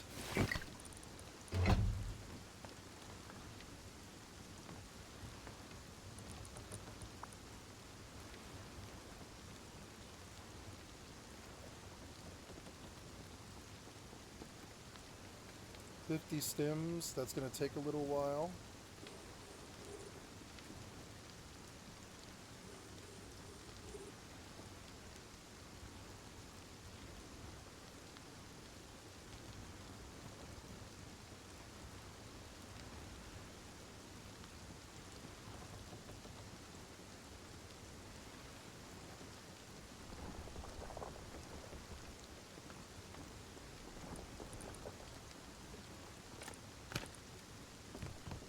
lots and lots of stems.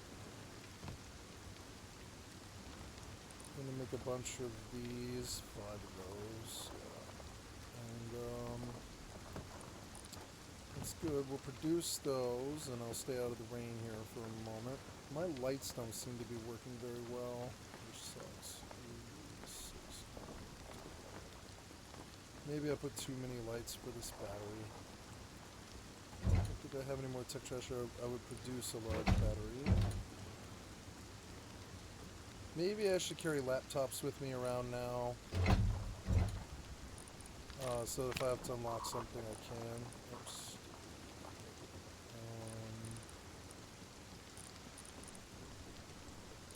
Good. Unicorn.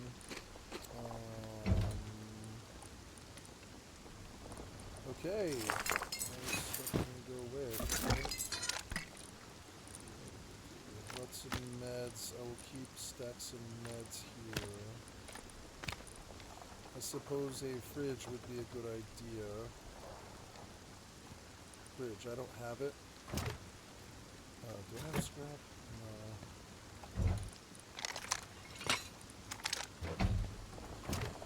No. I need fridge. I have select tape. It's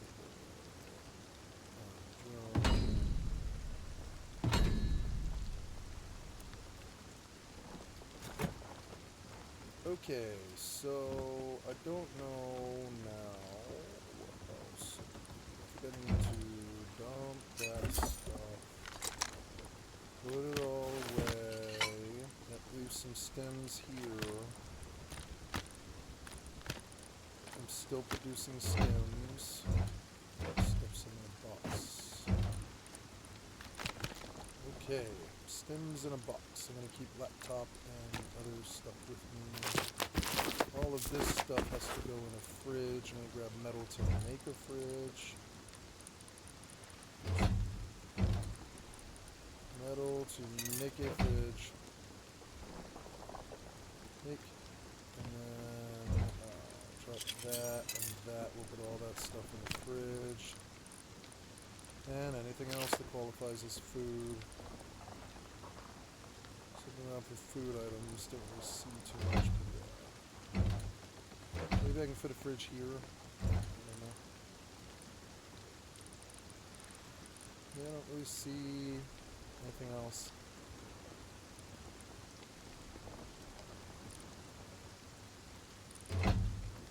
Large med kit. I guess I'll go stand in front of the T2.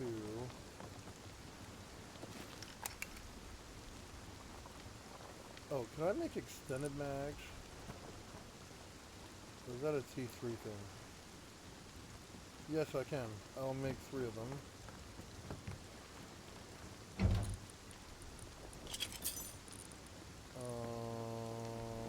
Put that away.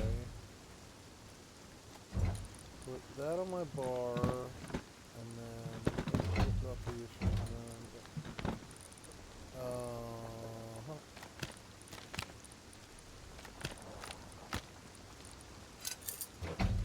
Here's the fridge.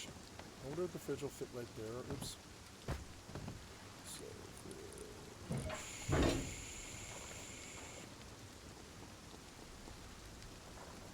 Horizontal storage barrel.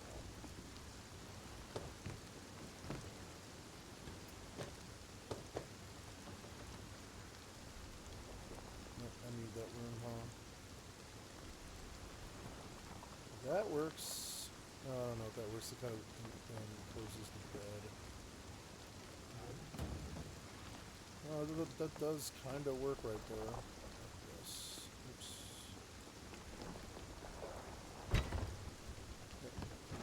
Okay, and then put all of this stuff in there. Nice. Leather and high quality. 3 extended mags. 1, 2, 3. Can I make a backpack? Oh, I can. I can make a small backpack, yeah.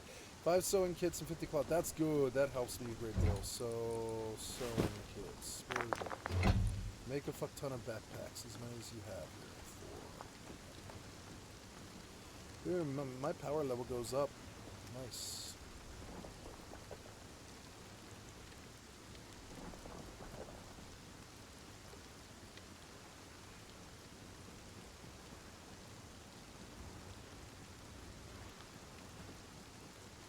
Oh, there it is. It's a flycatcher. Duck, duck, duck, duck, duck, duck, duck, duck, duck, duck, duck, duck, duck.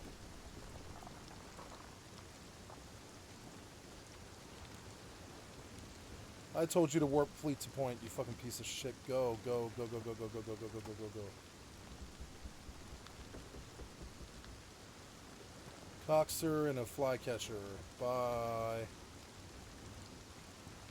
Why didn't you warp fleet to point? I thought I did. Nope.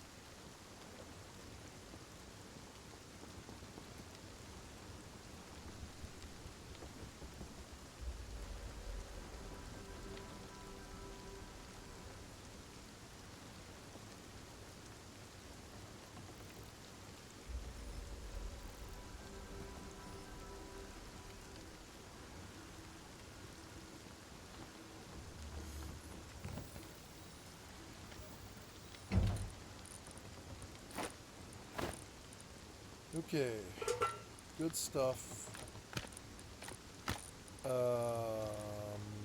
Extended mags.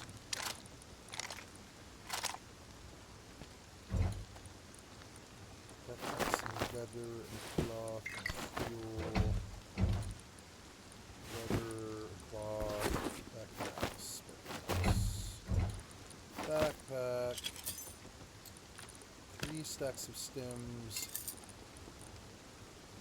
What else? I need a couple of fuses. I'll just keep this stack of fuses in my box, along with a blue card and a green card.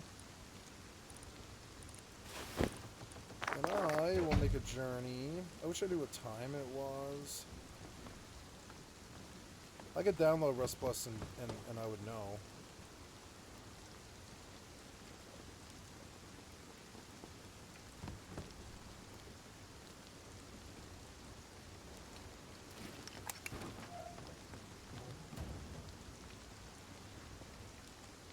So, I'm going to Airfield, which is technically kind of where I'm at. I could go to the roof of Dome. There's a locked crate. Let's go to that.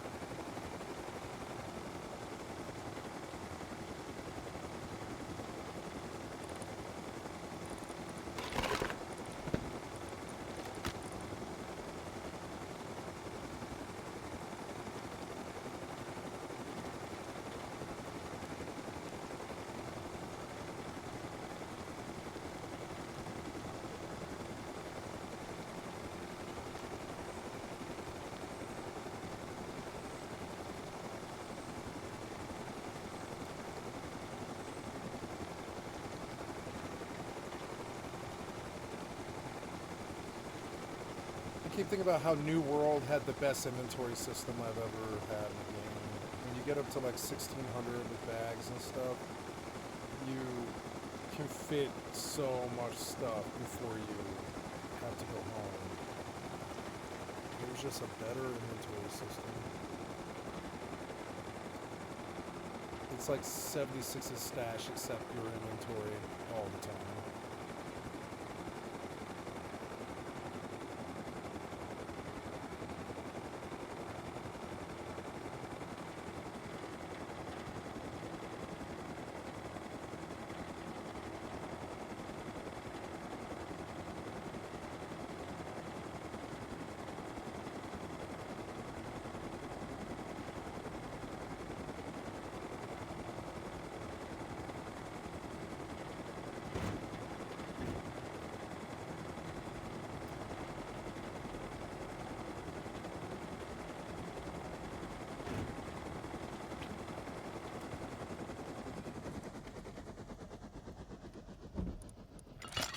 Tommy.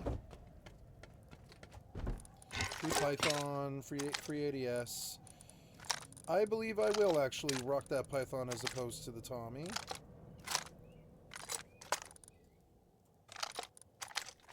And so a second free Tommy. Yeah, that's good. It's not bad. Oh, I should have popped this first. 12-minute. And a free jackhammer. Yay. Well, I guess I wait 12 minutes for this thing. I'm gonna go toss that away.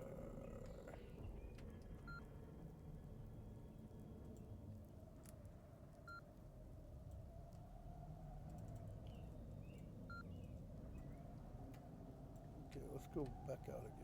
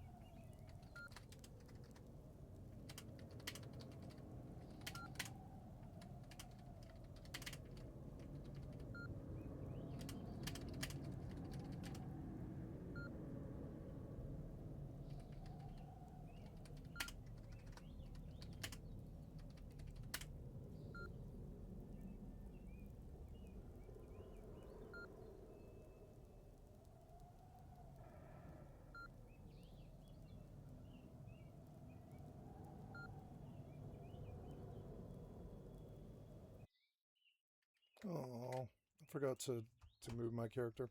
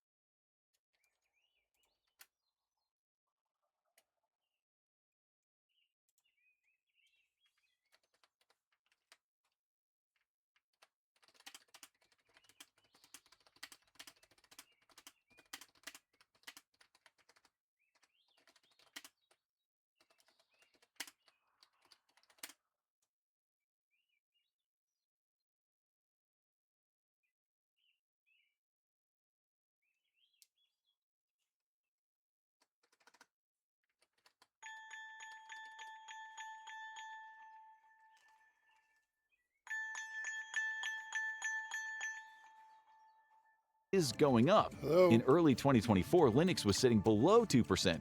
By Hello? 2026, Yes, I did.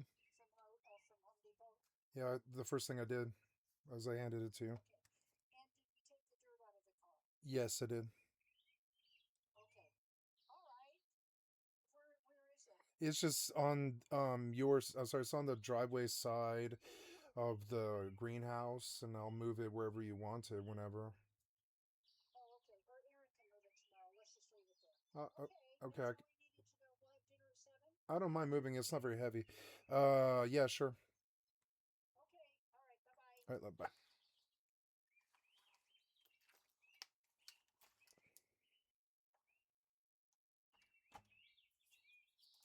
it was above 4% and holding.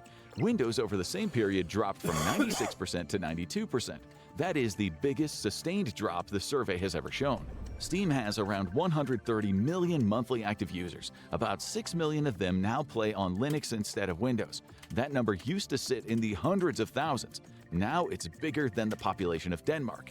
But while Valve was creating an entirely new wave of PC gamers, Microsoft mostly stood still. And that is the weird part. Nintendo and Sony sell consoles. Technically, Valve sells a console too. The difference is that every Steam Deck is a personal computer running a complete Linux operating system. Every person who buys one meets a working alternative to Windows, often without knowing it. And once people realized the Steam Deck was just Linux underneath, something else started happening. They installed the same operating system on their desktop PCs. The handheld became an on-ramp. You can buy a Steam Deck because it's convenient, and then you realize the exact same experience can run on the gaming tower sitting under your desk. Valve built a device that teaches millions of people they can live without Windows. It created a change in the default behavior, and Microsoft had to react. Chapter 5: Project K2. In late 2025, Windows Central reported on an internal Microsoft program codenamed Project K2. The program is organized around three stated pillars: performance, reliability, and craft. The codename K2 is apt. K2 is one of the hardest mountains in the world to climb, and that name alone hints at how difficult the problem has become inside Microsoft. But the changes coming out of it are real. A taskbar you can finally move to the side of the screen. A file explorer that loads faster, update prompts that stop interrupting you in the middle of a game. Companies do not start multi-pillar quality programs when things are going well. Project K2 is Microsoft admitting that Windows 11 has become unreliable and intrusive enough that part of its audience is leaving. K2 is presented as a fix, but over the same months Microsoft launched K2, Windows has been moving in the opposite direction. Telemetry has increased. Microsoft account sign-ins have become more central to setting up a new PC. K2 fixes the surface complaints, but underneath things stay the same. And this all comes with a cost. A one-time Windows license pays Microsoft once. A subscription pays them forever. The math is so one-sided that Microsoft is not making a brave choice. They're making the same choice Adobe made with Photoshop and Autodesk made with AutoCAD. Their Office team did it with Microsoft 365. The pattern is well known and the outcome is predictable. What makes Windows different is the size of the audience that depends on the old model. PC gaming is a multi-billion-dollar industry built on three assumptions. You own your hardware, your games sit on your drive, and you have control over your machine. A version of Windows where you have to sign in and start playing, and where the heavy lifting happens on Microsoft servers, doesn't fit that audience at all. You can see this direction in real product moves. Xbox Cloud Gaming is a subscription. Game Pass is a subscription. The Microsoft Store is built around a Microsoft account. Setting up a new Windows 11 PC without an internet connection used to be a single skipped checkbox. Now it takes a workaround that Microsoft patches out every few releases. Each change pushes the average user further from owning their computer and closer to renting access to one. The timing of all of this stops feeling random. Recall fits into a future where everything you do gets logged for an AI to search. The telemetry stream fits into a future where Microsoft charges by what you use. Local game libraries, local save files, mods you install yourself, playing offline, none of that fits where Windows is going. Some of it will survive through legacy support, the rest will fade. While Microsoft has been building this cage, Valve has spent over 10 years building the only working exit. Chapter 6: The Silent Build. Valve's last 10 years don't really make sense if you look at them like a hardware company. You need to look at them as a software company. Proton is what makes Windows games run on Linux without the developer having to rebuild them. It turns the game into something Linux can understand. So old Windows-only games just open and run. That last part is the bit that matters. Games don't have to change to move platforms anymore. SteamOS is Valve's version of that idea at the system level. It is a Linux operating system that seems simple on the surface, but it doesn't come with the tracking or background data collection people associate with Windows. What you do on it stays on your machine. Steam Input does the same thing for controls. It makes whatever controller you plug in behave like it belongs in the game, even if the game was never designed for it. Most people never see any of this working. They just press play and it works. Nothing about the experience tells them that they have left Microsoft's world, but they have escaped it. Valve started building all of this before anyone had even heard of Project K2 or Recall, back when most people still thought Linux gaming was a joke. They invested anyway at a scale that only makes sense if someone inside the company believed Windows was going to keep moving the way it has been. Proton's first release was in 2018. The Steam controller came out in 2015. SteamOS in its first form goes all the way back to 2013. None of these were immediate reactions to a Microsoft announcement. They were a long-term bet placed years before the bet started paying off. Steam Deck was never just a handheld. It was the way Valve got their alternative operating system into millions of hands, while the alternative still looked like a fun gadget. Chapter 7: The Trap Closes. Line every piece up on one timeline, and the story stops feeling like a series of separate moves. Between 2021 and 24, the biggest anti-cheat systems started allowing Linux. In 2022, the Steam Deck brought a working Linux gaming machine to millions of people. From 2024 to 2026, Steam's own data showed Linux users doubling. It shows Valve had a clear direction.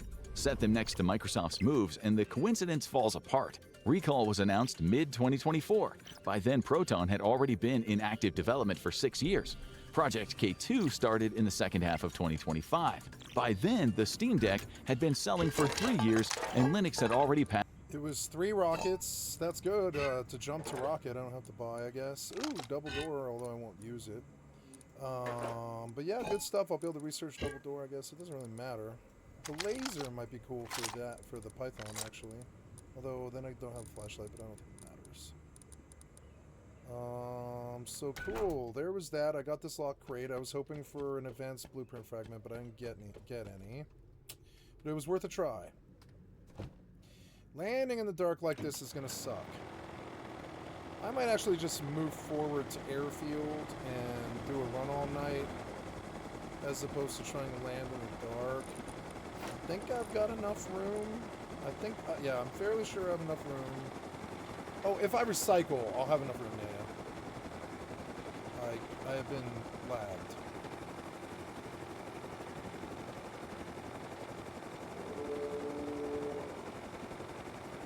What the hell was that? Oh, that's like the cargo, I think.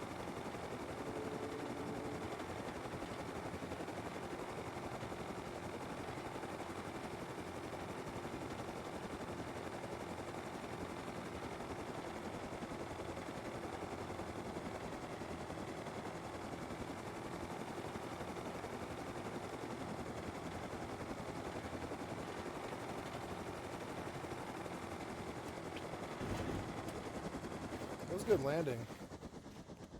Like, way better than I usually do. Oh, I suppose I should mark it because it's dark and hard to find.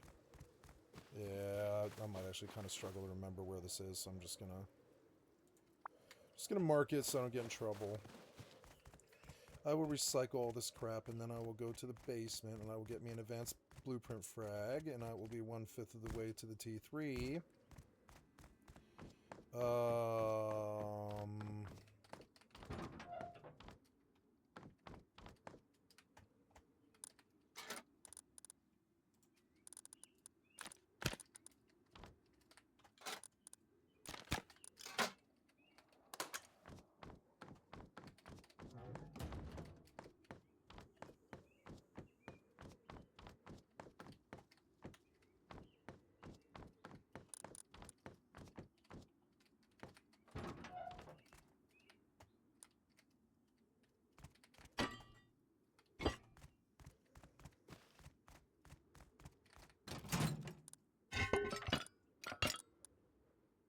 I could break the tummies, but they are assets. Things that I won't use. On the tummy, yeah. Perhaps in here, no.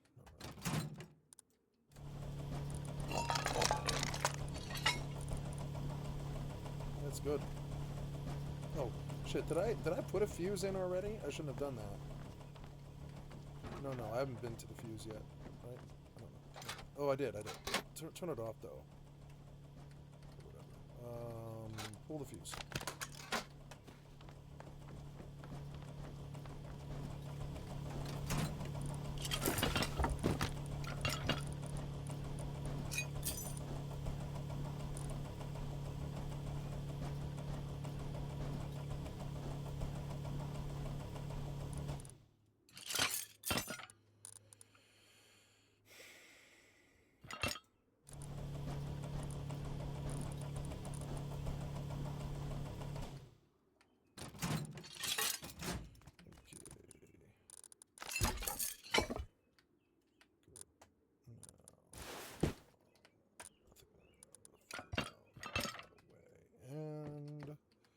Now we will run the fuse. I did this wrong last time because it's tricky. And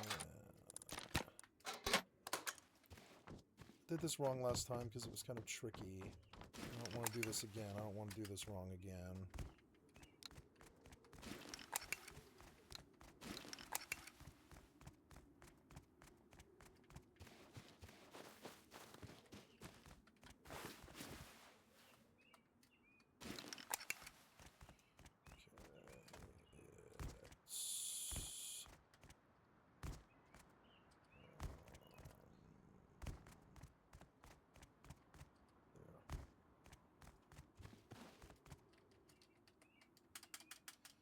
I think it's this way. This is what I remember anyways. I don't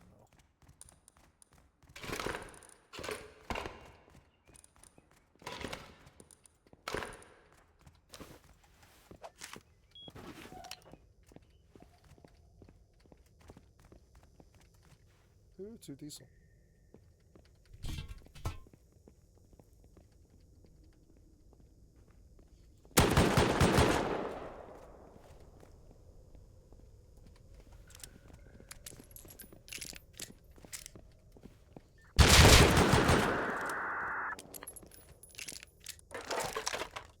Python. It's so savage when you actually dump it. It's like the best damage in the game. Oh. There.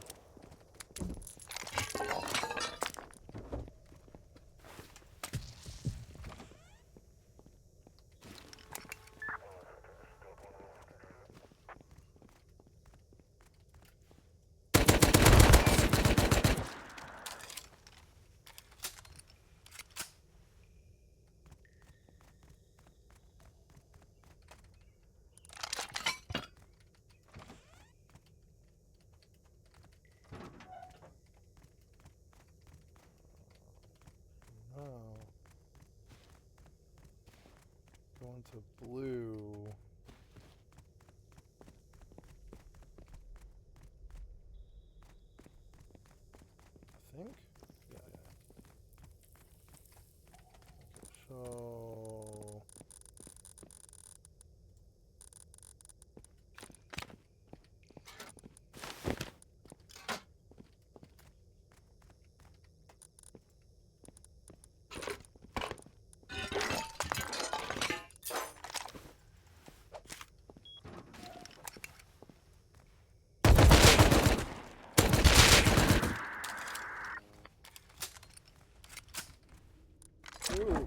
wind turbine. 6 laptops is pretty good. Oh, good. I'm looking for a better than a blueprint frag. That's a basic blueprint frag. I need an advanced. Fuck, do you have to run red now? Fuck, do you have to run red now to get fucking advanced? I should have found advanced blueprint frags by now.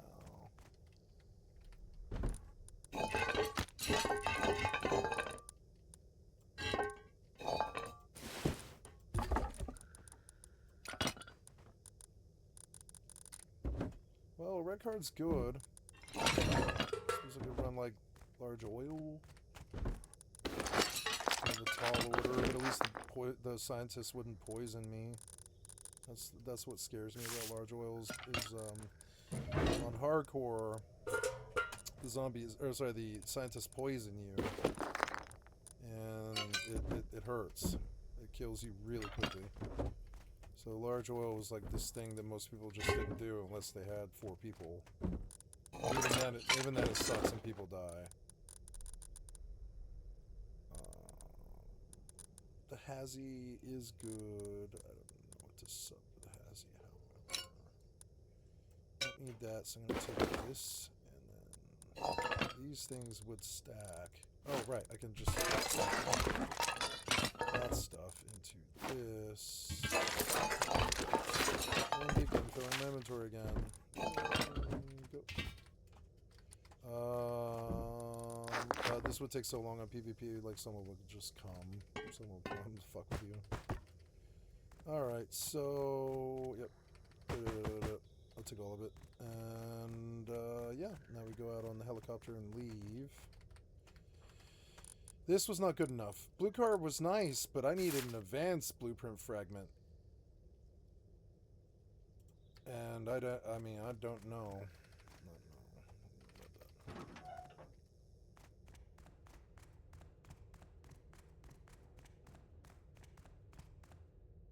That's odd. Maybe I heard a scientist move.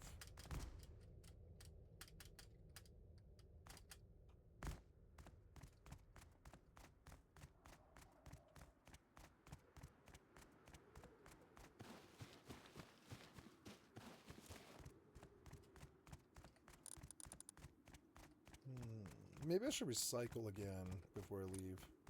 Because this is a lot of shit that I don't need. Could boil crude if I have it. I don't understand how I don't have any crude. That seems weird. I guess I didn't do anything that involves crude, though. Okay.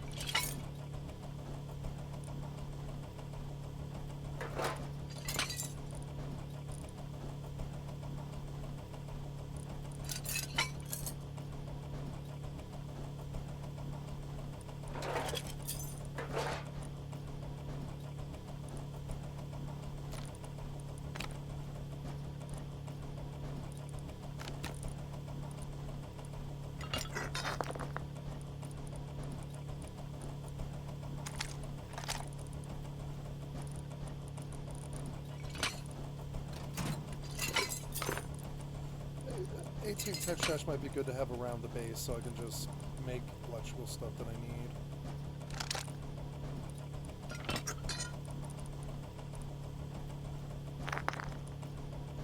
Red card. What's the easiest red card?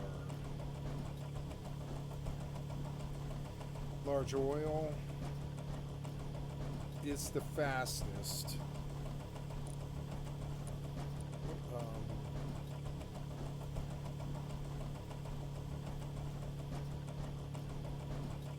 in Rust, where are all the red card puzzles? I don't remember. There's large oil, but where else is there?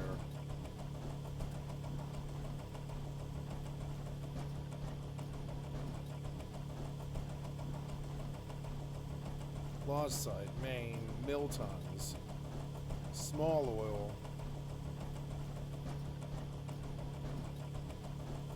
Missile Silo,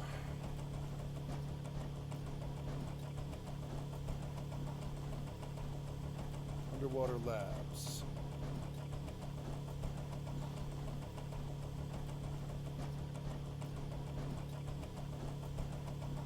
I think Miltons is the easiest one.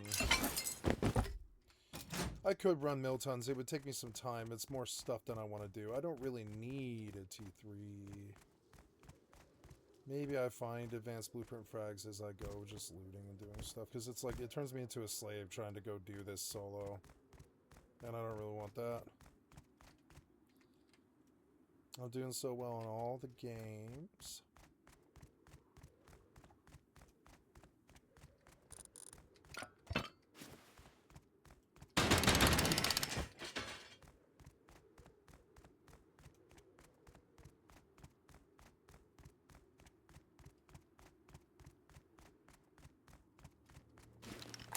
Wow, that jet's going fast. They changed how the airdrop stuff works. Maybe I can get to that airdrop with the helicopter. That might give me a large blueprint frag. Which way was it? Oh god, I lost it. I lost this, I think.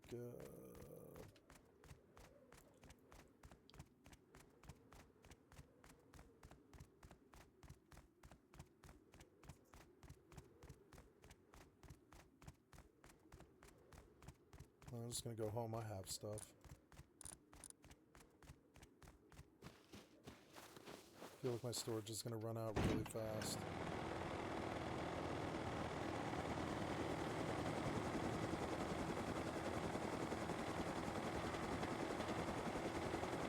Oh, should I have recycled?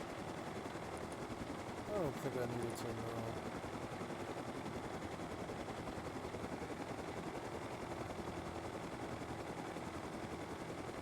Currently, my boat, I don't know where it is. It's not marked, I guess. I know where I think it is.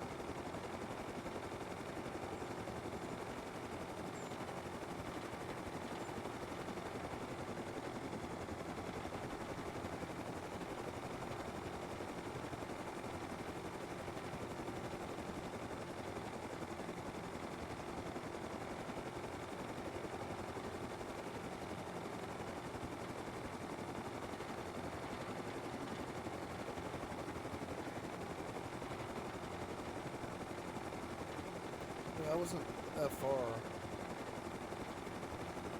I'm on the water line right by the river, at least I was. I don't think I moved from there. Yeah, so I should see my boat.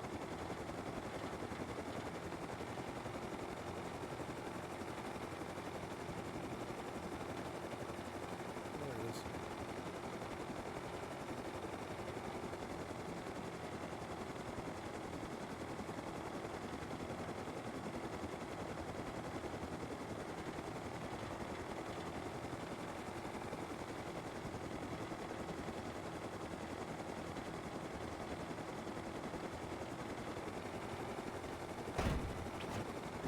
Got it. Perfect landing too. Fucking sweet.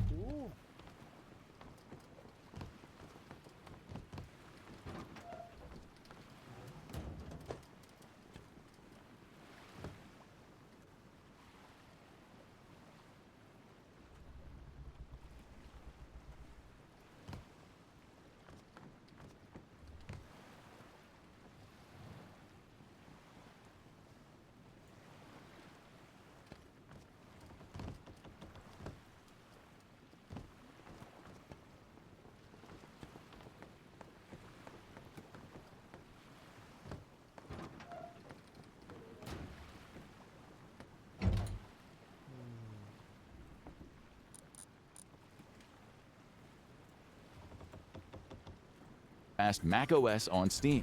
Every major Windows change that pushes users toward the cloud and toward subscriptions arrived after Valve had already built the way out. Valve didn't react to any of this, they saw it coming. The investment in Proton and SteamOS started when this future was visible only to people watching the industry closely. By 2018, Adobe, Autodesk, and Microsoft's own Office team had already pulled their flagship products into subscription models. It was clear where the rest of Windows was going. Rather than fighting Microsoft, Valve got to work for a decade. They made deals with developers and had the patience to put the whole thing in front of users before anyone felt the urgency. Most of it happened in the open. Most people were watching something else. The Steam Deck was the delivery vehicle, designed to look harmless, priced so millions would try it without thinking twice. By the time anyone framed it as competition, it was already in people's hands. Chapter 8. The Sovereign OS. Valve is not competing with Xbox or Apple. Valve has built something stranger and more important than another console line. They have built the last Sovereign OS. A Sovereign OS is an operating system where you own your own hardware in the real sense of the word. The system doesn't send your data without asking. Your files stay yours. The storage stays under your control. Using your own machine does not require signing into a company's account. The company behind the OS earns its money from something other than tracking you. By that definition, traditional desktop Linux is the only major consumer operating system space left that qualifies. Windows has crossed too many lines. macOS, with its Apple ID and steady push to iCloud, is in the same kind of cage. Chrome OS was never sovereign, it was always a window into Google services. Phones are not sovereign at all. Even SteamOS makes you log in to get started. SteamOS stays small not from lack of demand, but because every other major company picked the subscription path and Valve walked the other way. Valve can afford this because of how they make money. Steam takes a cut of every game sale. That is the whole business model. Microsoft makes money in a different way now. They earn when you live inside their products. The longer you stay, the more they make. It's why Windows looks the way it does. Two business models, two operating systems, both built on the logic of how their owners get paid. That same divide appears when the two companies talk about the future.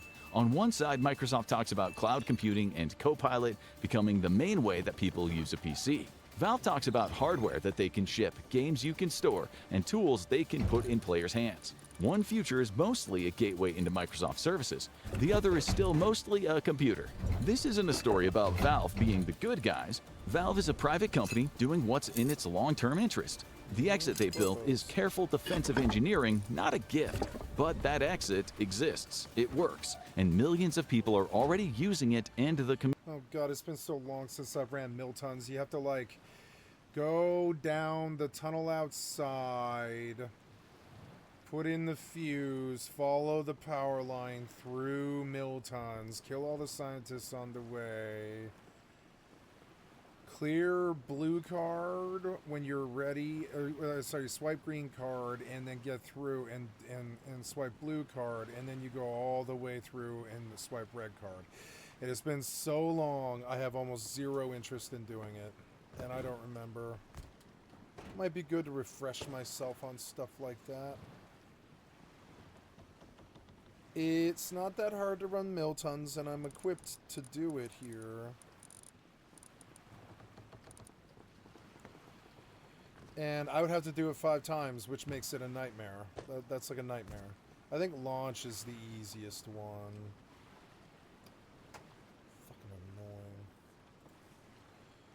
What's the easiest way to get advanced blueprint fragments?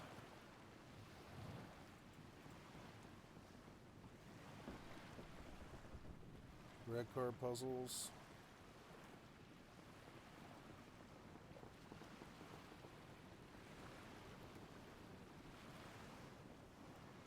Oh, you can just combine?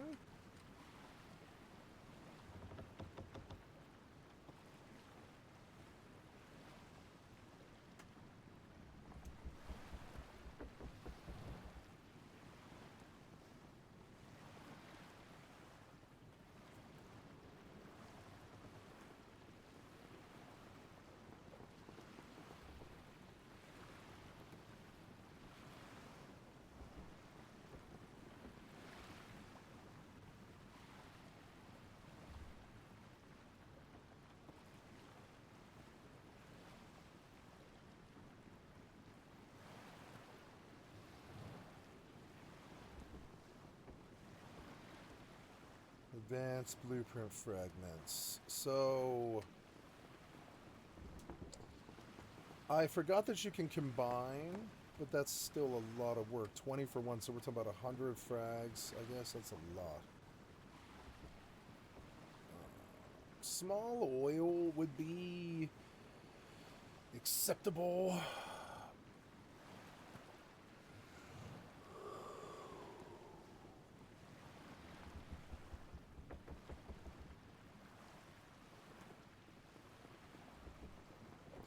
I could land on large oil, kill the guys,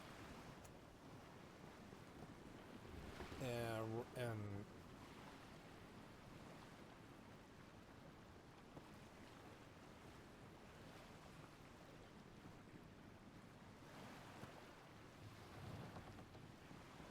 okay.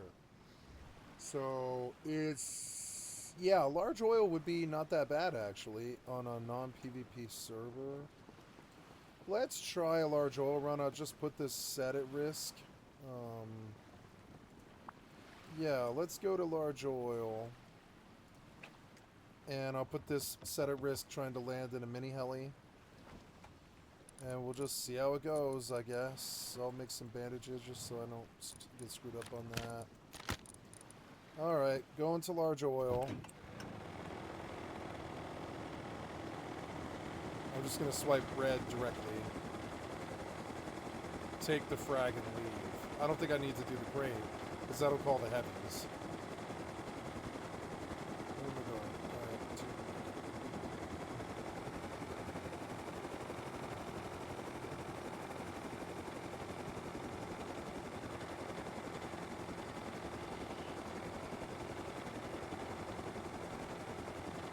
I have not landed solo on large oil in a long fucking time, and I know it's not going to be a good time. I'm probably going to die and throw this heli away. But, I mean, this is how you get an advanced blueprint fragment. Oh, did I bring the red card? No, I didn't bring the red card. I'm an idiot. Now I have to go back. I should also mark my ship. I did not bring the red card. God damn it. I don't know why I put it away. I'm going to have to go back and get it. See, I don't like the puzzles because of stuff like this. I'm just an absent-minded professor now, and it requires too much structure for my brain.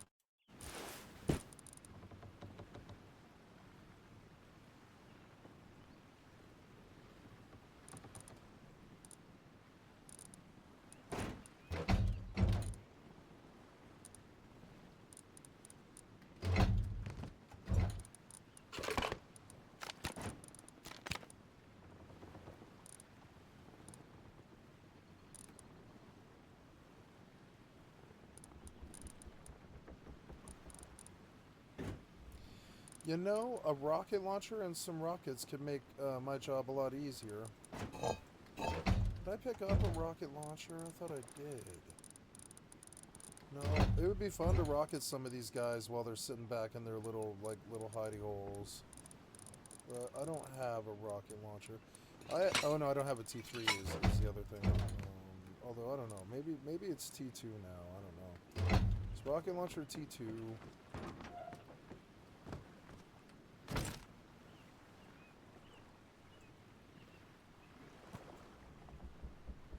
Oh, no, yes it is, yeah. So, cool, I'm gonna go get a rocket launcher. Yeah, why not bring a rocket launcher? Because it would make certain situations a little bit better. It does splash damage and it'll kill dudes easy, and it might be pretty good for clearing heavies and stuff like that.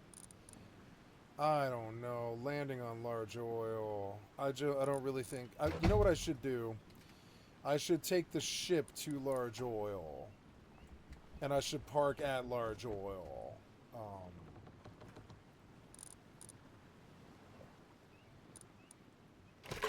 And in that way, if I die, I can get back on the ship and recover and keep going. And I'll just push large oil until I have enough advanced blueprint frags. And that's a fun wipe, living at large oil. And it's not something that I need to rush or like crash a heli into or anything. So now, if I move this ship, will the heli fall? I think it will. But let's experiment. Let's see if it does. I parked it pretty well, and it's like right in the center of the platform, so it's doing pretty good here. Take the fuel out of it in case I lose the heli. And yeah, I'll use you know, I wish I could have boiled some crude. I'm at harbor. I could just go boil crude, but I don't know. I have enough fuel, I believe. Yes, I do. I have enough fuel. How are these doing? Yeah, they're doing fine. They're gonna get me where I need to go. So let's reef the sails, and I will sail out north. Yeah, we'll go through sand. I'll sail out north.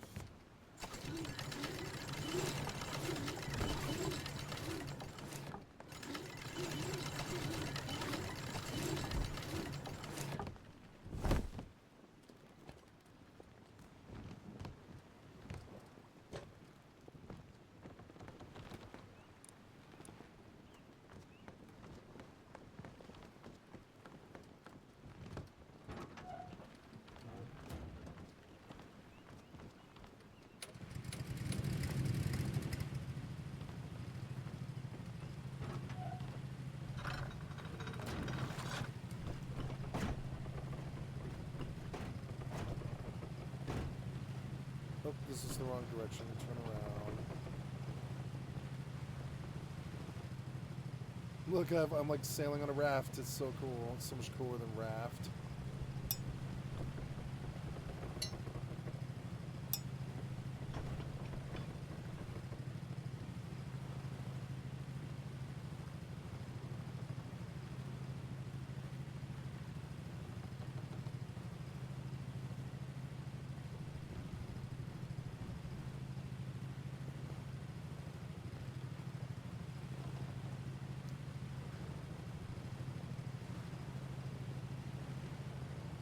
I like sailing the seven seas.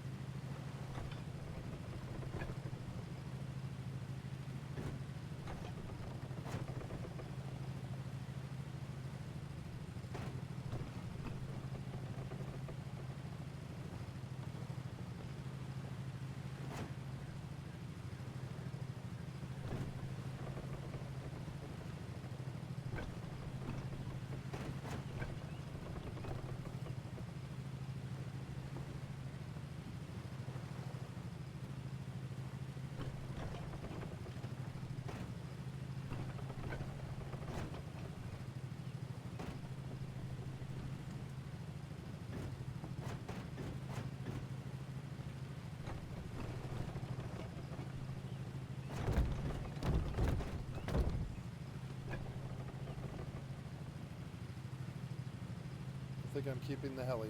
I'm just at the right speed where the heli doesn't fall off because it's not going too fast. Did I hit shallows? I shouldn't have. Oh, come on, motherfucker. What's your problem?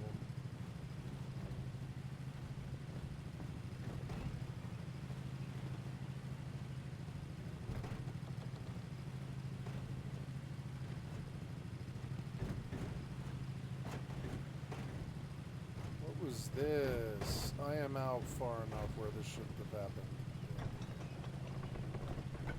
Fucking annoying.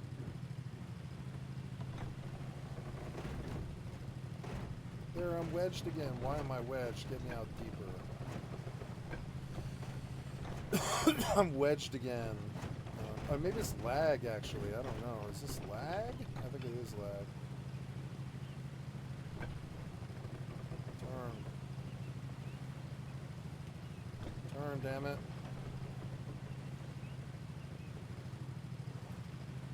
What the hell is going on? I'm going to reef the sail before I die. Stop the snow. Now I'm aimed in the wrong direction, which I don't really understand.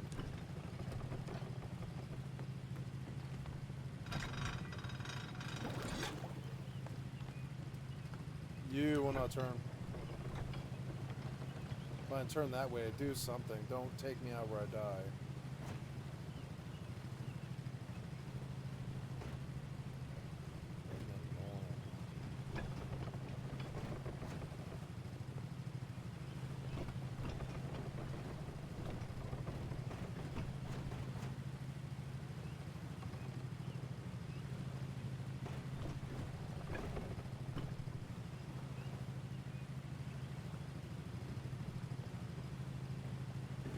I need to produce a SAR, maybe. Maybe I could. I could fly to Bandicamp and buy a 16X, and then I could fire HV bullets with a 16X at the guys on the dock. Because I don't know how I'm gonna do the dock entry. Can't get my ship close. They'll shoot the ship. I could get a boat. I could swim up, I suppose, but that's not really that safe. But I can die, have a spawn. I don't know. I can spray the guy on the dock, I suppose, from the roof. That might be viable. It'll be long shots. Large oil, but it is something that I can do.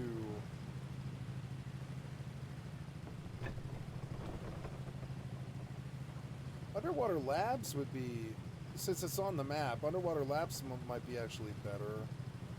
Seems easier. Like underwater labs would be easier than large oil, I think. I don't know. It's kind of RP to. I'm just gonna keep going. I will go to large oil.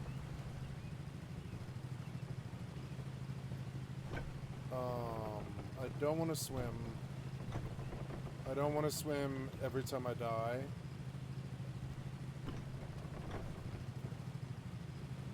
I'm sure 2 or 3 scientists will push me somewhere in there, and then I don't remember Underwater Lab either. It's been so long. What about the deep sea?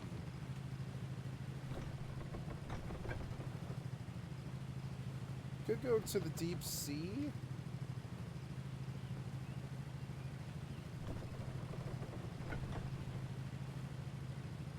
I don't know what I could do out there.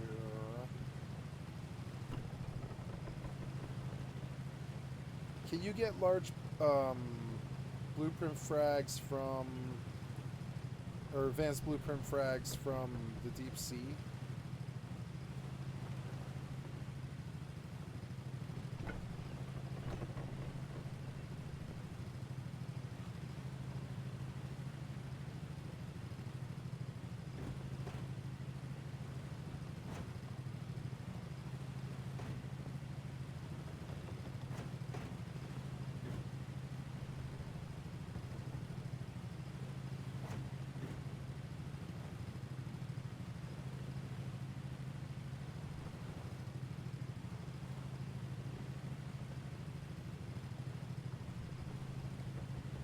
You know, Underwater Labs might actually be better. I'm gonna flip around. I think I'm gonna go to Underwater Labs. I haven't been. It's content I haven't done in a long, long time. It appeals to me more than trying to push large oil 5 times. And one of the nice things about about Underwater Labs is I can watch the video and do the refresher. It's not that fucking hard. I will go to Underwater Labs. I went too far. That's alright though. Okay, so we're on Underwater Labs. I'm going to try and nail this perfectly. I think it's going to be like the W in Underwater Labs, so I'm going to the 3 mark.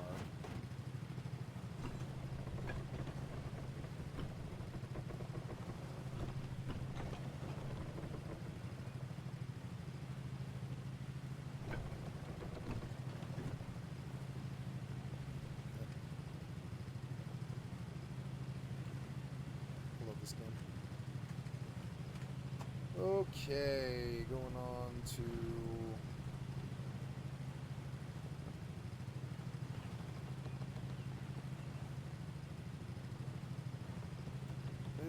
So Donald Trump's main focus right now is his different pet projects, such as the ballroom or the ark he wants to build in DC, and of course, the reflecting pool. But while he's focused on that, his administration is taking major losses in court, specifically focusing on the Epstein files. I mean, this development we just got is like nightmare territory for Donald Trump with these documents, and especially the documents that we still haven't seen, that the DOJ is still actively covering up for me, you, and everybody around you. A court has dealt a major blow to Trump's DOJ Epstein gambit and has put Todd Blanche on the hook. Of course, Todd Blanche, the acting attorney general, a Trump stooge, who has been very much so part of the cover-up of the Epstein files. And this comes as just the other day, a man was dragged out of Donald Trump's speech in Pennsylvania because he called Donald Trump a pedophile and talked about how Trump is very much in the Epstein files. And this is footage of this man, who I would call a patriot, being dragged out of Donald Trump's event.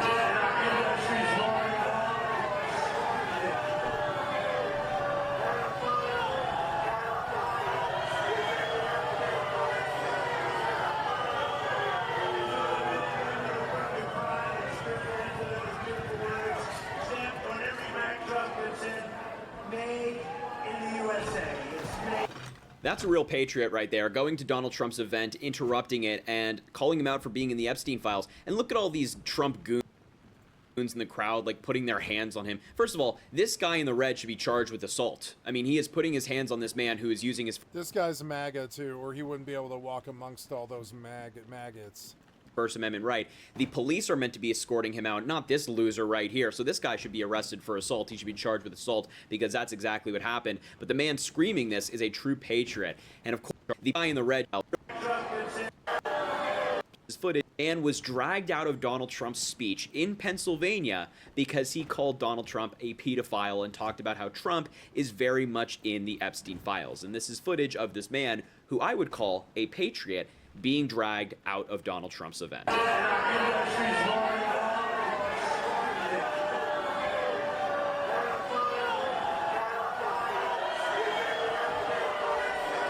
He really believes it.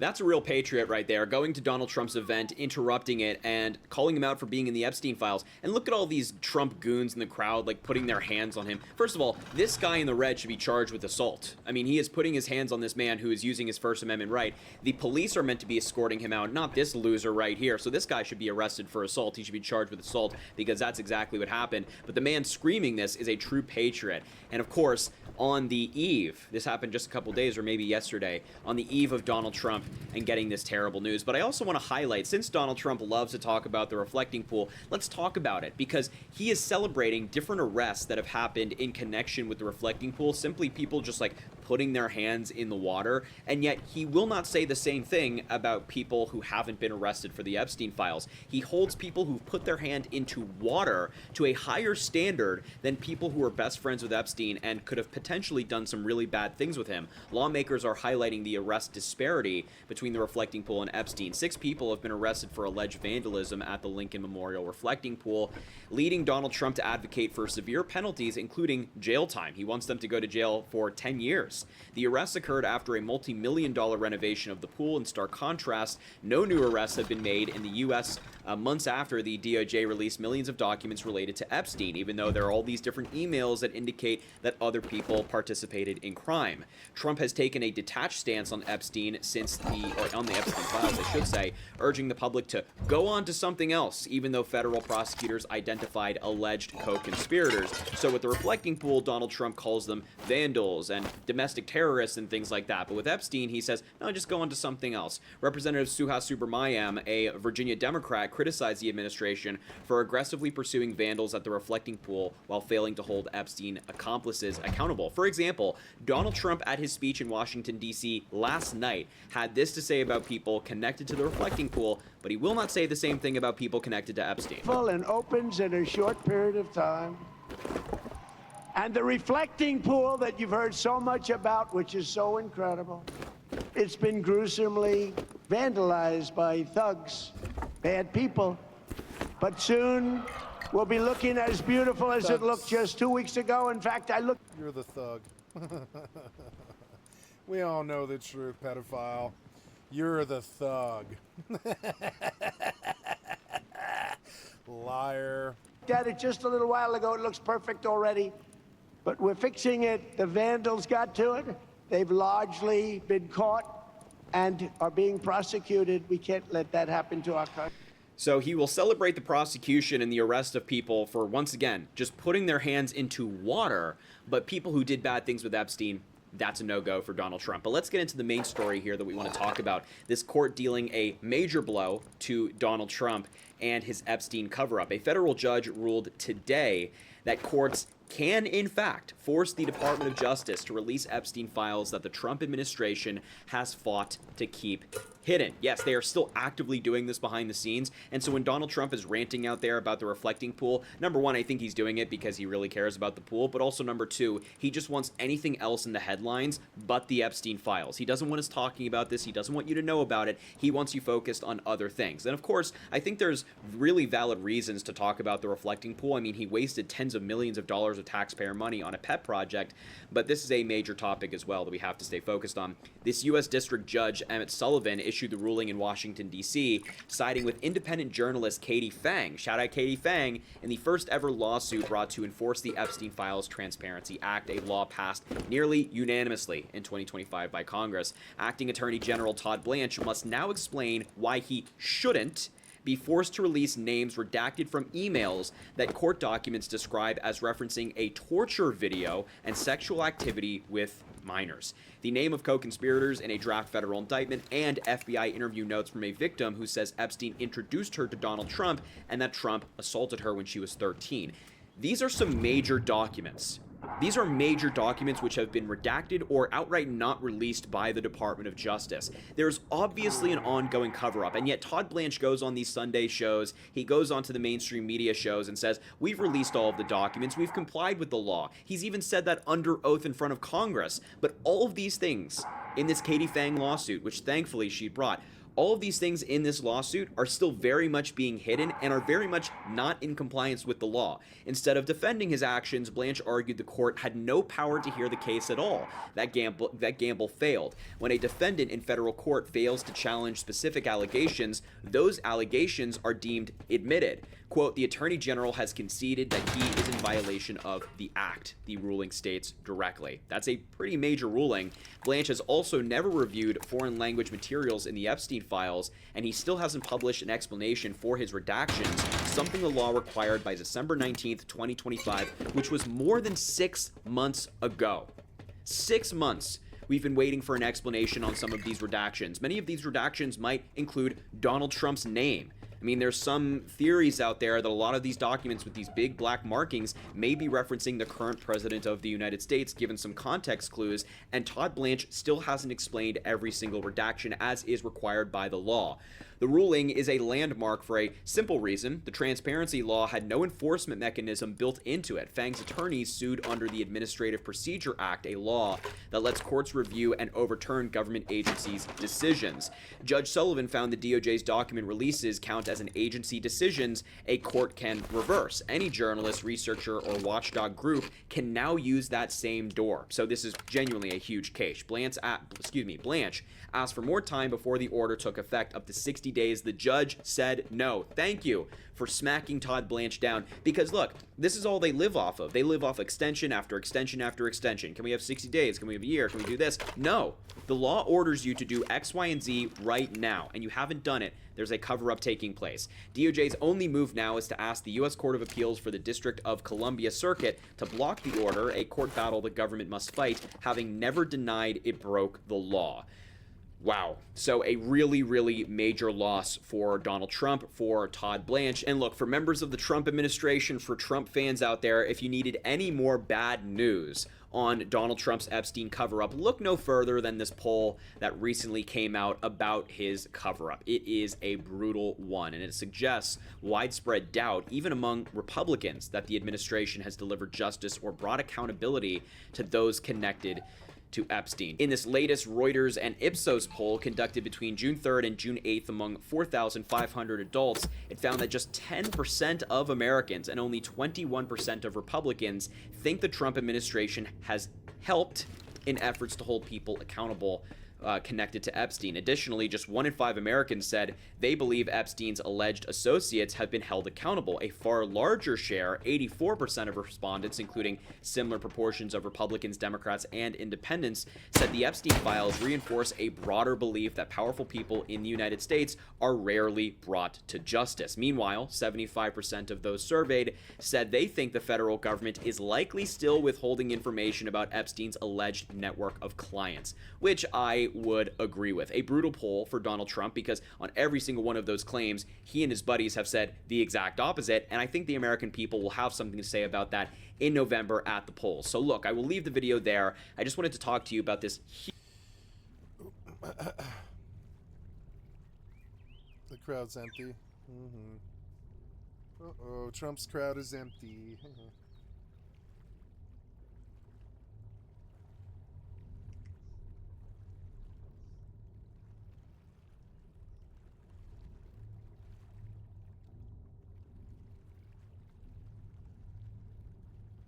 Good. Thank you. Okay, so what else?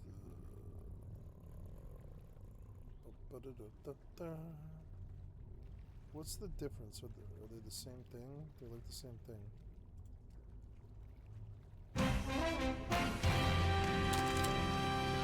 Good evening, I'm Amna Navaz. And I'm Jeff Bennett. On the NewsHour tonight, the death toll continues to rise in Venezuela, following the most powerful... Venezuela's had such a terrible year. I feel so bad for them. I don't know what to do. You know, you can't really stop earthquakes.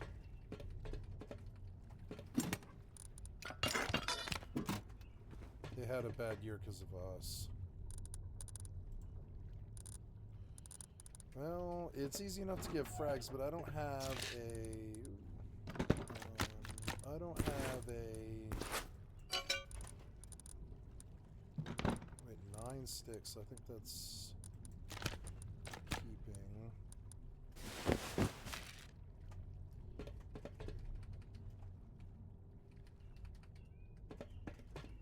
Yeah, this is like it, right? Yeah, this is like all there is up here. Yeah, and this is like pretty much that's all of underwater. I just don't have green card. I broke my green card.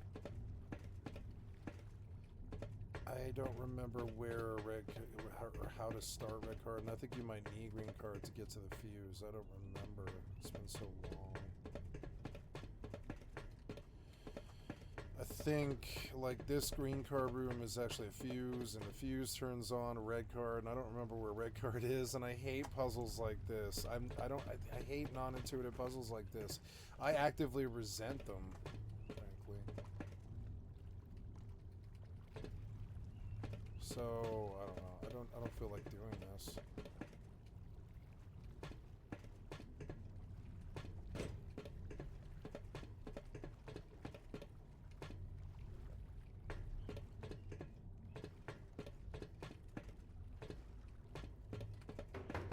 There, see, this is, I think, red card.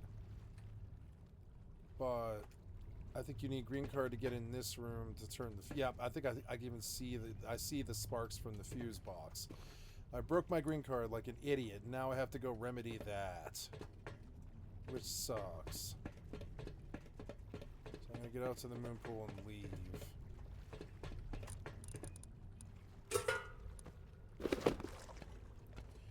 No, I can't remember.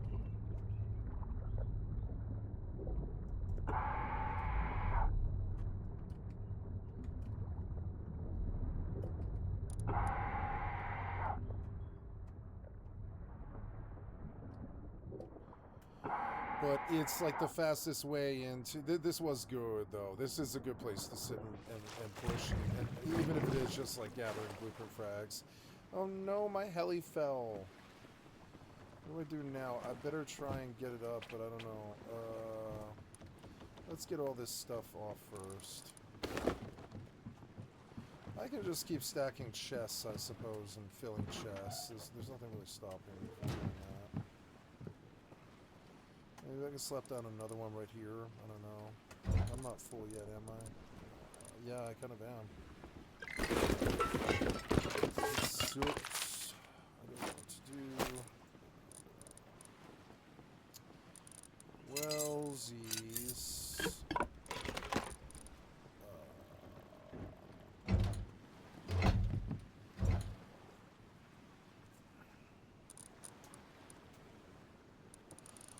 Can I make a water catcher? I was just thinking that might be a good idea. As I always have endless source of fish out here.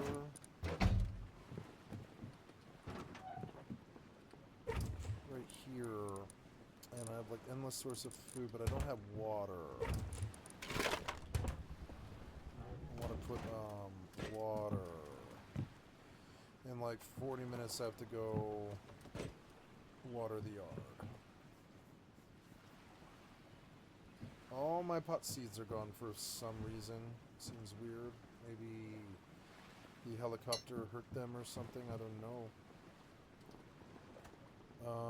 The helicopter doesn't seem to be one on the roof, so I guess I'll try and save it now, but it might be kind of deadly to do so. We'll see.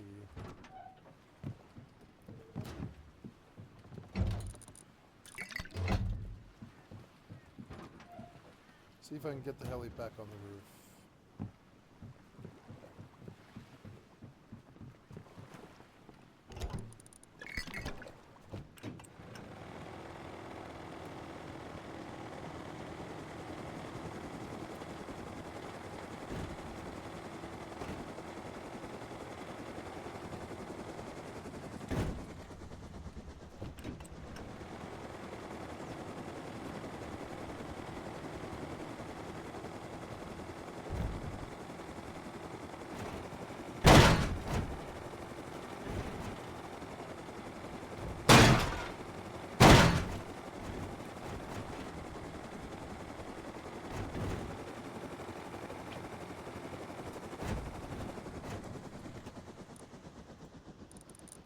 This way, I think it'll probably be okay for like the rest of the day until it decays or whatever. Beautiful.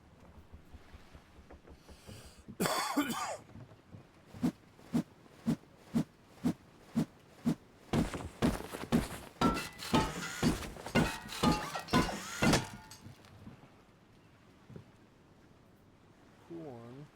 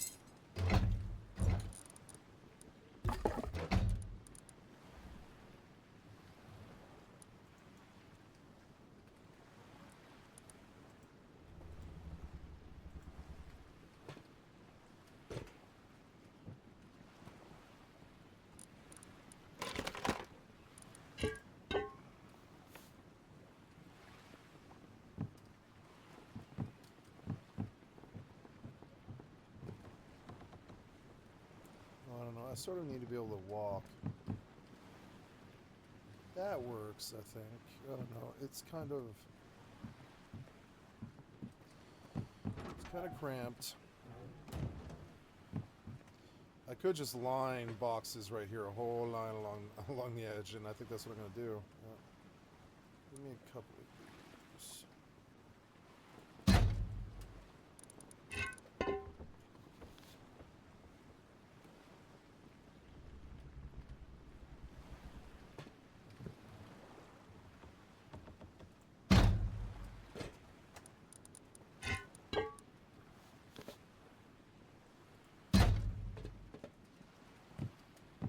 I love my raft.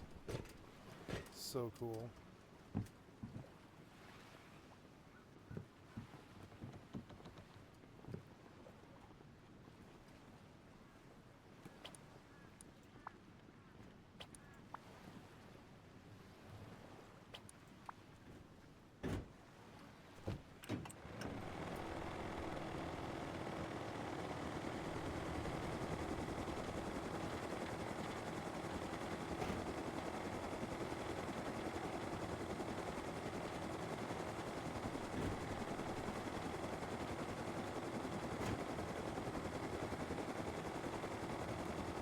Got the sails again.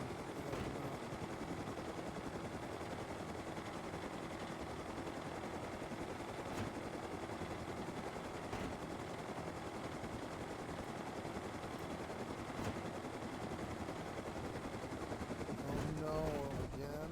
No.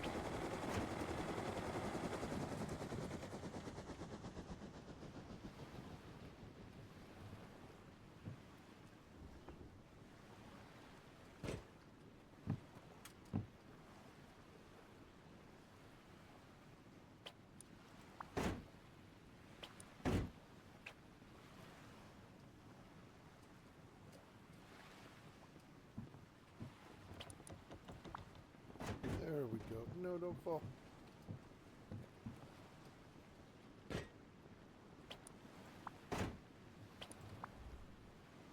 There we go. Okay.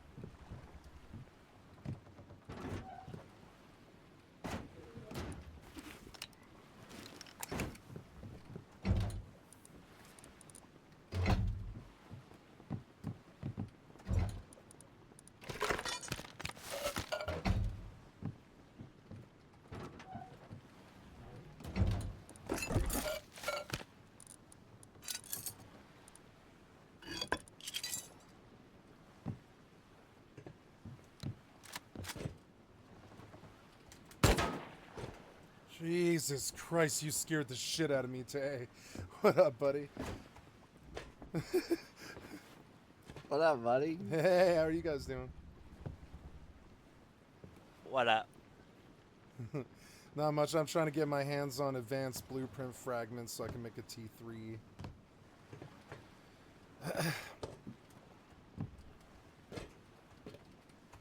What up?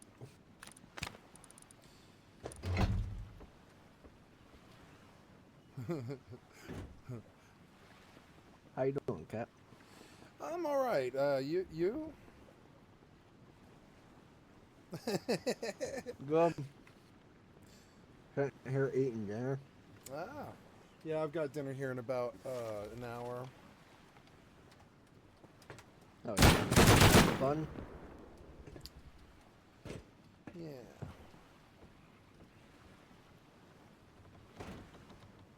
Having fun doing what you're doing? Yeah. It's, I like this server. There's no harassment, so I can just go on about my way, you know? It's good. Yeah. We're probably gonna, at the start of the month, like, I'd say in maybe a week, maybe 2 weeks, we're gonna let quite a bit of people. So. Yeah, that sounds good, yeah. I'll have to build an airlock. But I just want to check on you. See you. Yep. Wanted to check on you and see how everything was going. Yeah, it's good to see you.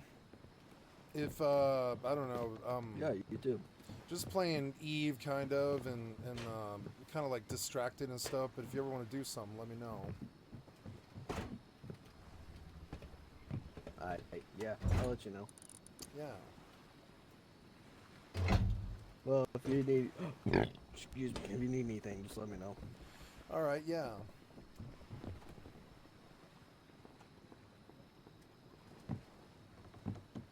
I built a raft.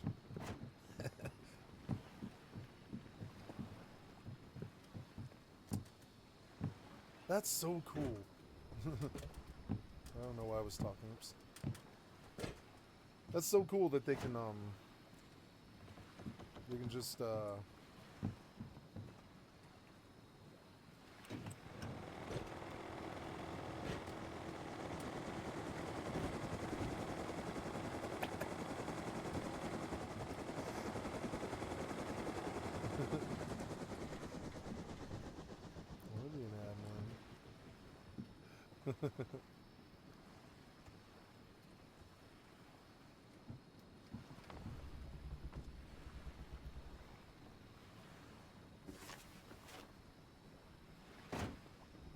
let's say,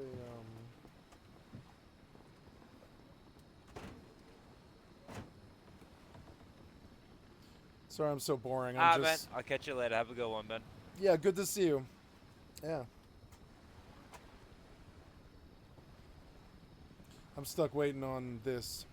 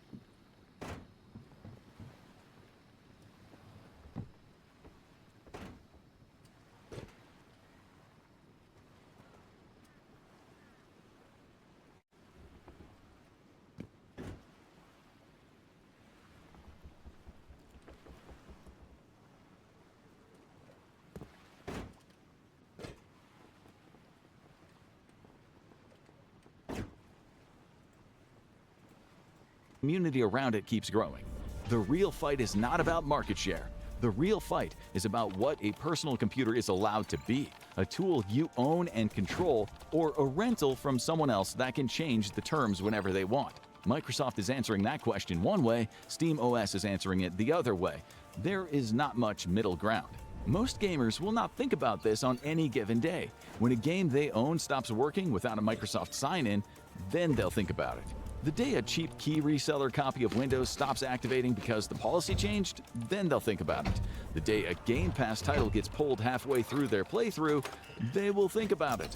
None of these are hypothetical. They have already happened to gamers. Every user is about to make a choice, whether they think about it or not. Not in some far-off future, but in their next PC purchase, in the next Windows Update prompt, the next time a subscription screen asks for a credit card.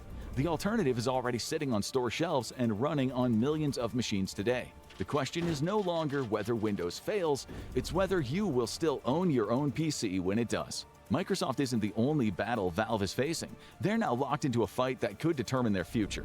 Find out whether they can survive in Valve is Doomed, the $900 million lawsuit. Or watch this.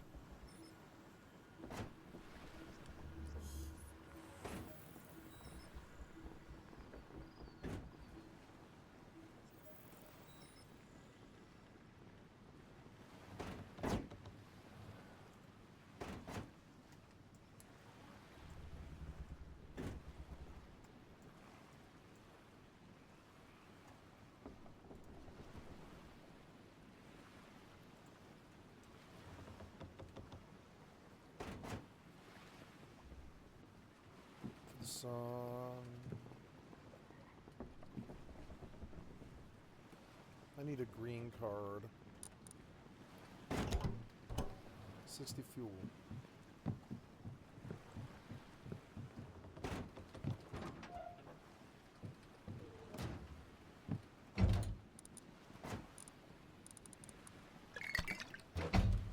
I don't have another green card, do I? Maybe I have another green card? I have to look. I don't think I do. Nope.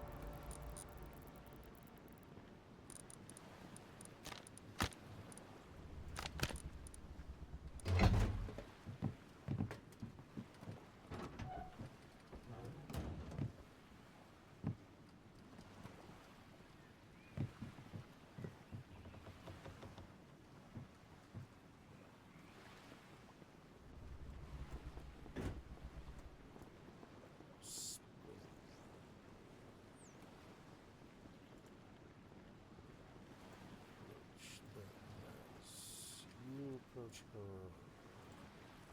Oh, did I drop their bellies? I dropped her.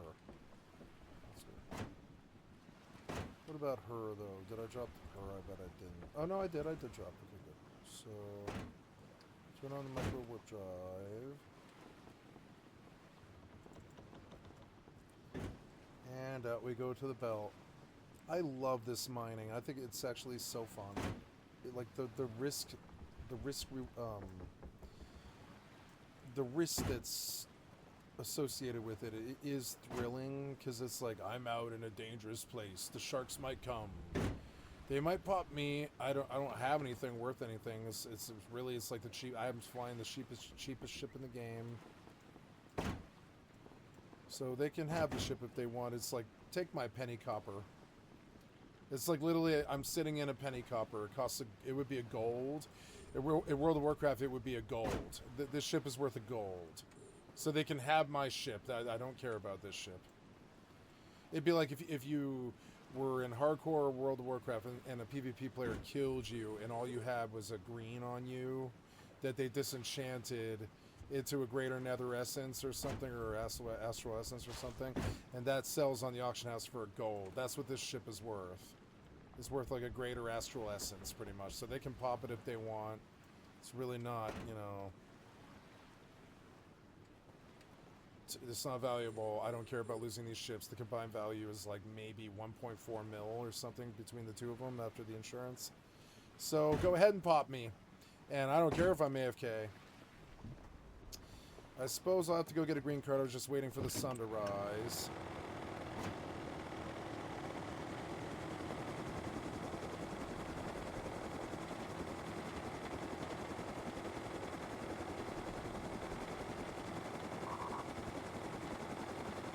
Open up the micro warp drive.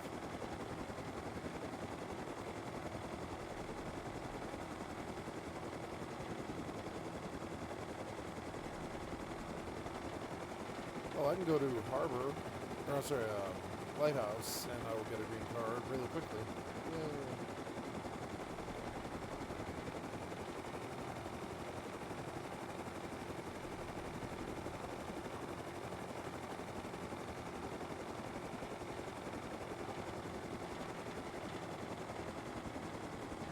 Don't hit the lighthouse.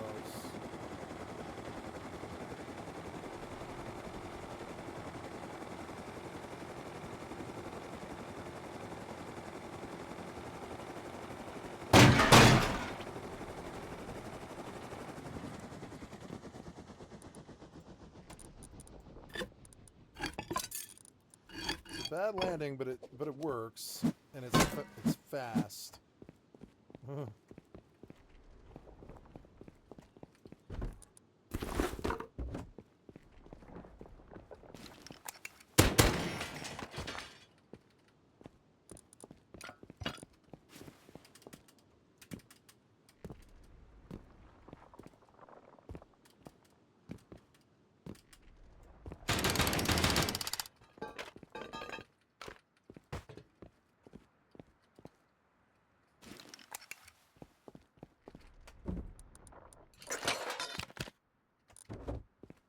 There's the green key code I need. And we're done. I can leave. Or no, I suppose I could recycle, actually.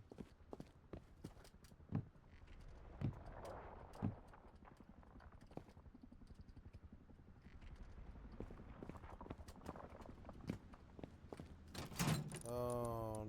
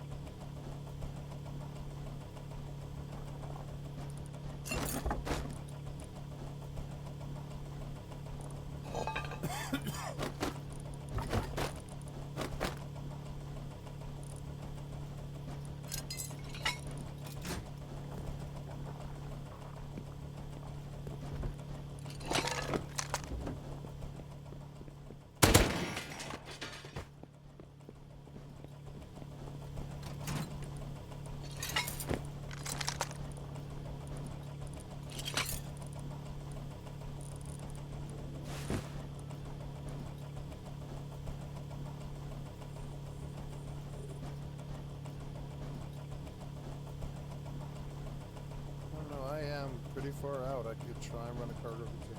Oh no, I'm gonna have to stop in like 15 minutes.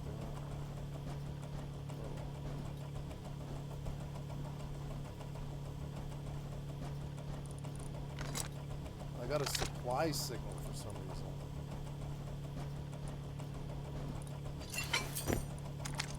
How did I get a supply signal?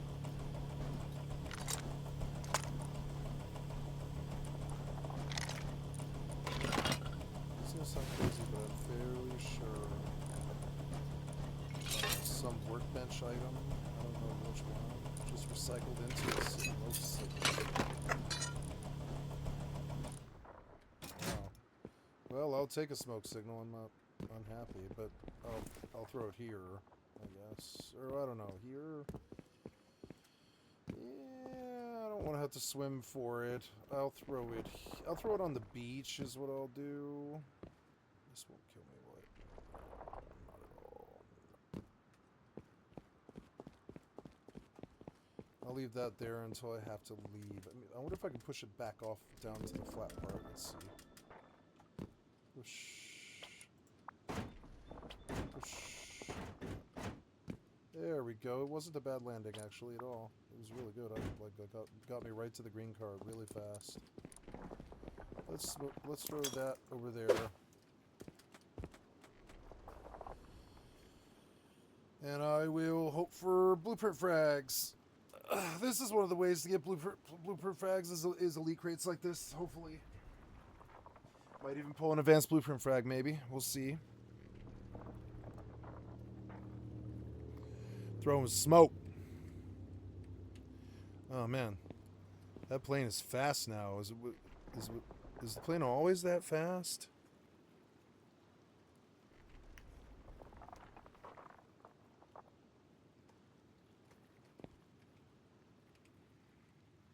I am. I'm at outpost? Yeah, I'm at outpost, huh?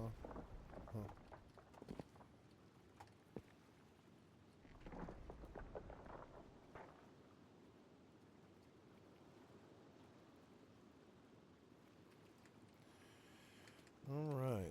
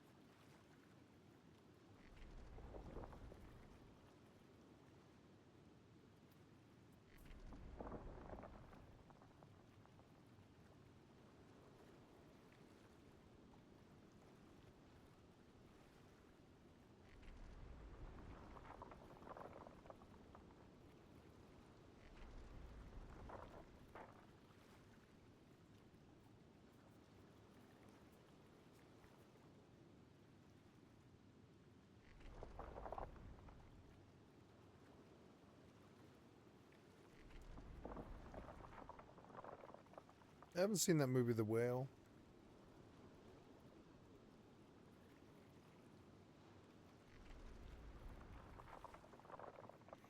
Spoon Kid talking about going deep on a cheater. I don't want to do Spoon Kid.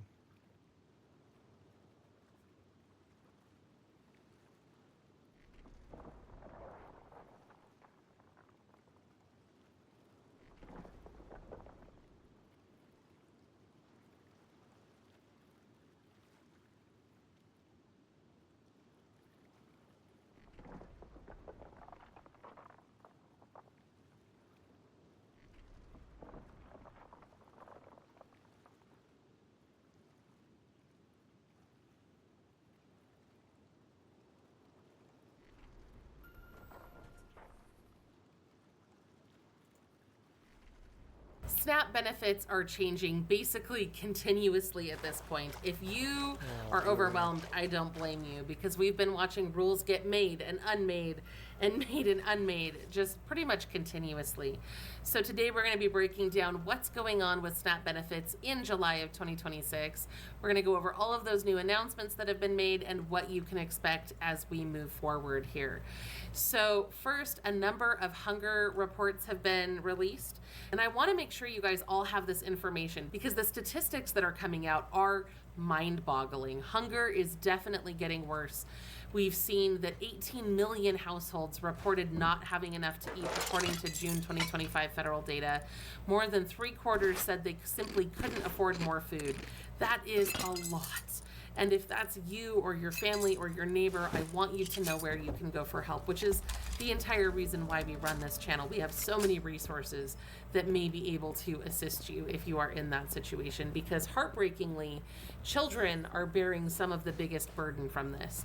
We've seen that 21% of households with kids, that's more than 1 in 5, sometimes or often didn't have enough food to eat.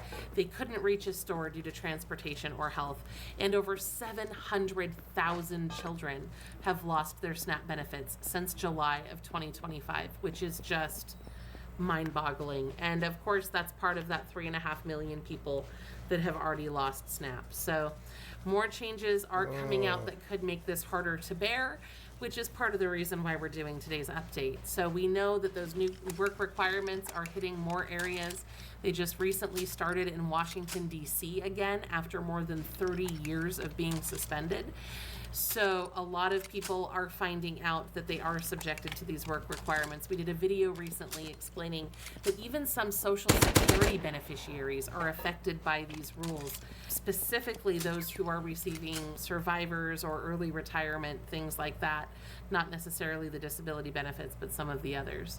We also know that thousands of stores could lose their SNAP authorization soon because the USDA finalized new rules that are requiring them to stock more varieties of food. We've been talking about that for a while, but a new study came out from, I think it was it the Food Research and Action Center, I think, that said that up to 27,000 stores may be affected, not just the 5,000 that the USDA originally estimated. And they were suggesting that there was a loophole, like a third option that stores could use to qualify, saying that it was a critical need. So they are working on trying to persuade the USDA to protect stores in areas that have very limited food access. We're not sure how that's going to go, but that is something that is in process right now. So we're hoping to see some progress be made on that front. In the meantime, these state restriction waivers are in a little bit of a limbo. Originally, I had come to tell you that both Arkansas and Tennessee were starting their new restrictions this month, and that both Missouri and Hawaii had postponed theirs into 2027. But just a few days ago, we told you about the new federal court ruling that vacated the USDA's authorization for those food restrictions in 5 states, one of which was Tennessee. So it is not immediately clear how these programs will be rolling forward. I do not know what Arkansas plans to do with their launch that was supposed to happen in July, but it does appear that Tennessee will not be moving forward with that at this time. We think that the USDA may be planning to appeal. They certainly signaled that they weren't done when they said that they were not going to give up the fight, but we don't know exactly how those things are going to move forward. So I don't think it's just Missouri and Hawaii that are in limbo now. I think all of these states are going to be going through quite a bit of transformation throughout the month of July. We have seen comments from EBT users in different states, such as Indiana, saying that items that were restricted for a while are now reappearing as SNAP eligible, at least in certain apps. I'm expecting quite a bit of turmoil over this in the coming month as states figure out what's going on, and we will be doing our best to keep you updated on that as that moves forward. Now, of course, also in Tennessee, we have some good news there. They are expanding SNAP access through what is called broad-based category. Should have checked the damn fuel. Fucking annoying.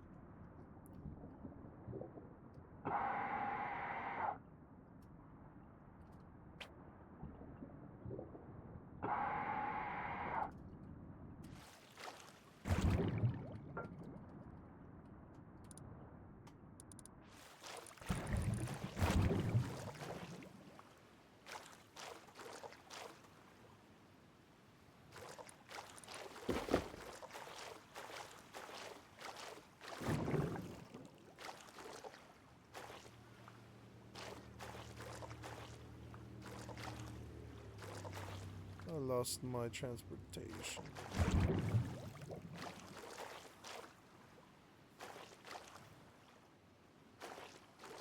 Oh well, I have to log anyways. Unfortunately.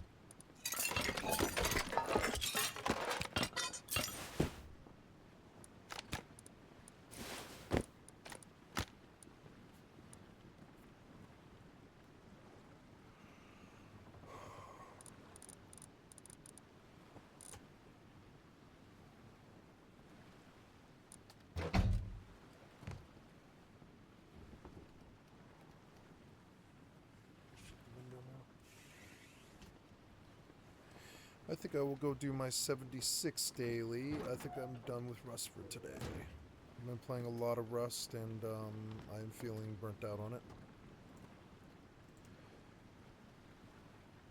I made a start on so many different servers in the last 2 months. I built bases on 5 servers. I did play a lot of Rust in the last while.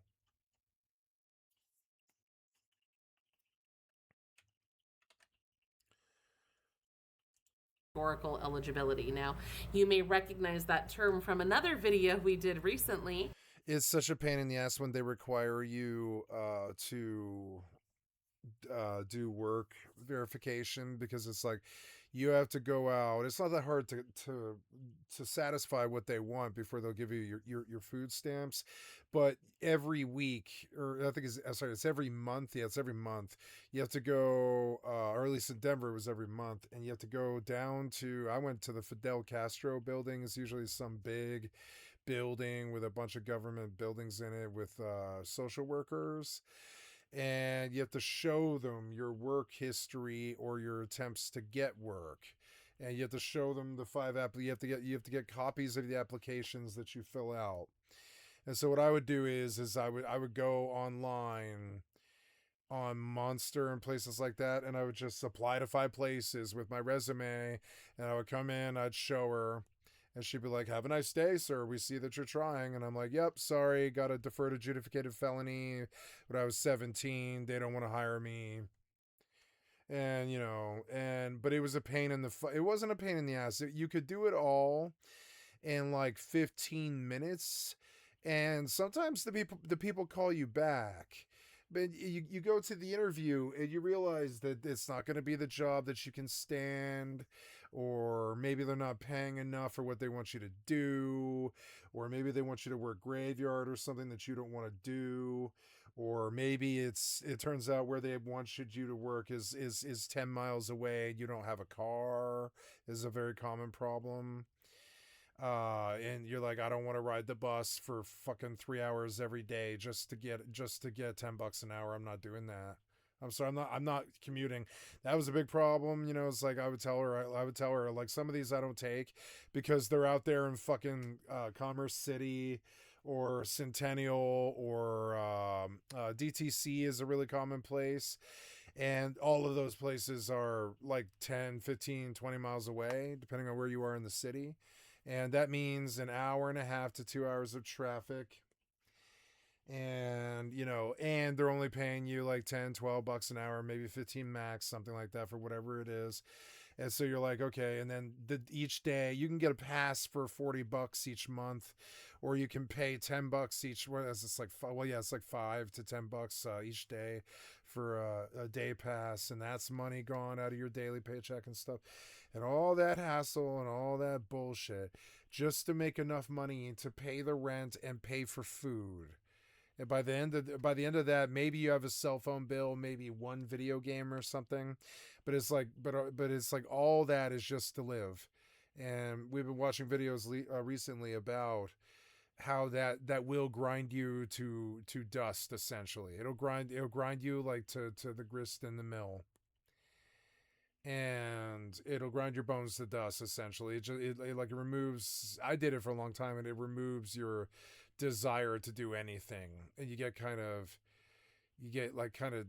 disenchanted with the whole American dream after you do it for a while. You're like, everything costs money. I just pay what they charge me.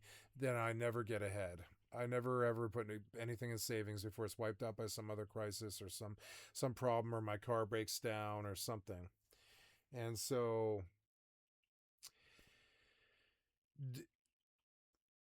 applying to places that like won't take you because you have a deferred adjudicated felony, that pay more money when they take people, and you're looking for that $25 an hour job that you can somehow get yourself to stand. For me, it was like housekeeping or cashiering, or I never made $25 as a cashier. But or taxi was my steady one that paid at least $25 an hour, basically, to go do stuff. And I found my niche in personal transport, the transportation industry. But it was a grind, and I resented having to go back to the Fidel Castro building because it's on Federal in a bad neighborhood in Denver, the worst neighborhood in Denver, pretty much. It's Federal Way. It's I don't want to say anything because it's racist. It's the barrio. That's all I'll say is it's the barrio. And it's a dangerous neighborhood. To even walk up to the building, you might maybe get stuck up for your fucking cell phone or something. It's Denver's not like that. It's unlikely to happen in broad daylight, but don't get caught after dark out there. I mean it too. Several times I've seen shootings and stabbings and stuff and gang problems at Colfax and 14th, where the Fidel Castro building is by the light rail station in Denver, Colorado. And I would not want to get caught at that bus stop after dark. And it's not because I'm not street savvy or that I'm afraid of anybody. It's more like if you have anything and you bring it there, they're just going to take it from you because they have nothing. And so I resented having to go to the Fidel Castro building. I really hated doing it in the winter because usually I didn't get up until 12 or 1 in the afternoon. So then I would take the bus for an hour to the Fidel Castro building in Colfax and 14th. And then I would be there at like 3:30 or 4 or something like that, 2, 3, 4 o'clock. And it would take 2 hours to get through. Show the lady your 5 applications for the people who won't hire you because you've been a deferred adjudicated felon all of your life.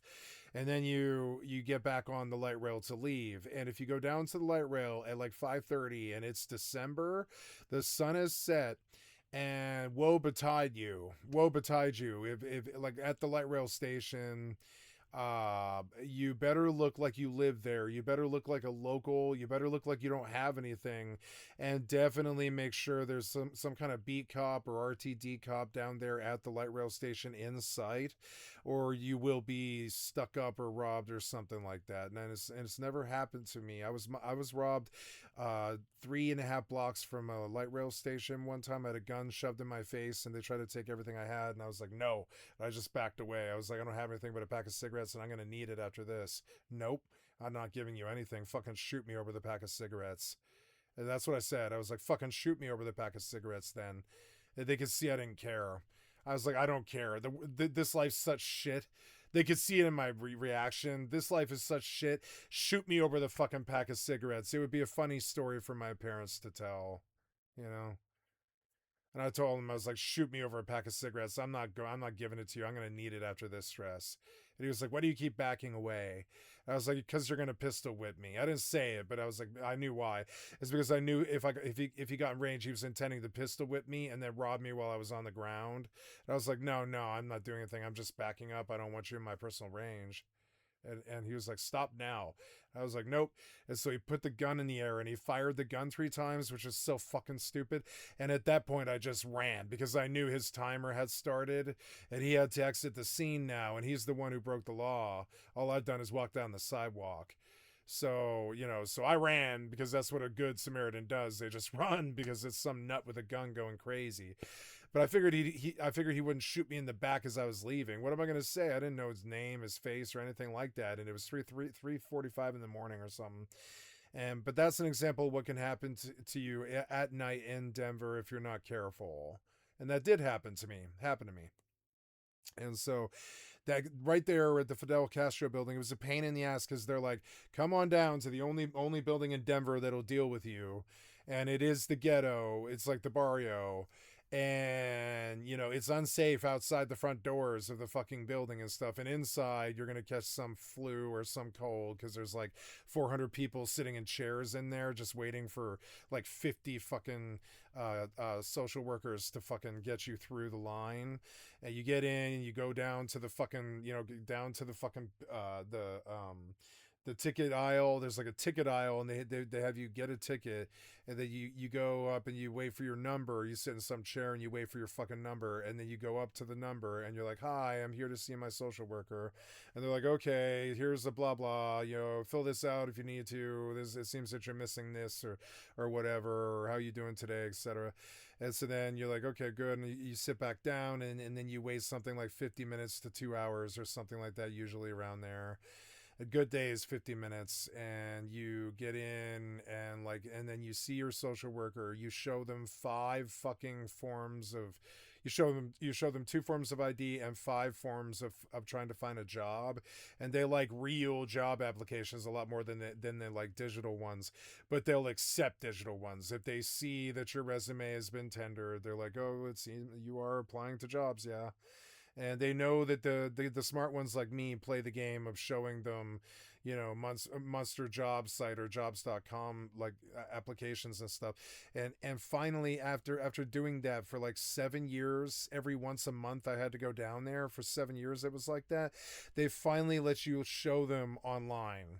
So I would just show them, I would link them the times that I had sent resumes and applications to places that wouldn't hire a deferred adjudicated felon. I would try for driver positions that were a bit more higher paying salaries and stuff, like ambulance driver or stuff like that, or limousine driver and stuff like that. I was trying higher end driver jobs. They were turning me down because they would want me, but they would run the background check and they'd be like, no, I'm sorry, you don't pass. And that's how I got through having food stamps for, I don't know, 23 years or something like that. And it was like that for, I don't know, 18 of the 23 years that I was on food. I'm still on food stamps because I've been on disability for 4 years, but I've been on food stamps since I was 28 years old. And I mean, it used to be cheap enough to support myself. I had enough cash to feed myself, but then they just raised the money so fucking high. You need like government assistance to even put food on the fucking table. It used to be I was proudly supporting myself. I did not want food stamps, and I waited until I was like 28, but then I was like starving and I'd been evicted, and I was like, I need help. And my mom was like, go on down there, get you some food stamps, and I was like, okay, and I did. And while I was there, I also applied for unemployment, and they denied me. And then I didn't go back for unemployment until I was 35. I waited 7 more years before I tried again because I figured they were just going to deny me again. But the second time, they were like, "No, you've worked for a year and a half. You're qualified right now. You work for a year and a half for Grubhub, so you're qualified for unemployment." And I was like, "Oh, good." But then the unemployment ended a year and a half later, after a 1 year thing and then a 6-month extension. In 2015, I think it was, they kicked all of our asses out on the fucking streets, and I watched C-SPAN for 3 solid months. My car broke down, so I couldn't do food delivery anymore, and my life was over. And I traded my cat for rent because it was the cold, hard winter, so I could see what happened. I was like, well, if they extend unemployment, I'll be able to pay rent and get a job and get back on my feet. If they don't, I'm going to have to pack up my shit and move to my parents' place in Washington, where I am now. And they didn't. On December 23rd, this is why I hate the Republicans. This is the main reason I hate the Republicans. On December 23rd, John Boehner, I used to call him John Boner, he fucking got up and he kicked out 3.5 million Americans off their unemployment. And then all their kids, there was like 7 million kids that are in their households. And so we were freaking out on the Facebooks and stuff. And I was like wanting to go to marches, but there wasn't any. It was the winter. It was just so bad. I watched C-SPAN for like 3 months. My roommate's like, what are you going to do, dude? And I was like, I don't know. And he's like, you aren't worried? And I was like, no, I've always been fine, but I just don't know what I can do. And then finally we figured out I had to pack up my car and go live with my mom. It sucked. And I hadn't done that since I was, I don't know, 22 or something. It was a hard time. My car broke down. We had to put $1,500 into it to get it running enough to drive it to Washington. And it broke down again, and I just lost the car. It was unrecoverable. It was just, the car was like a brick, and it was just, we couldn't spend enough money to keep it running. But I did have a nice Subaru there for a while.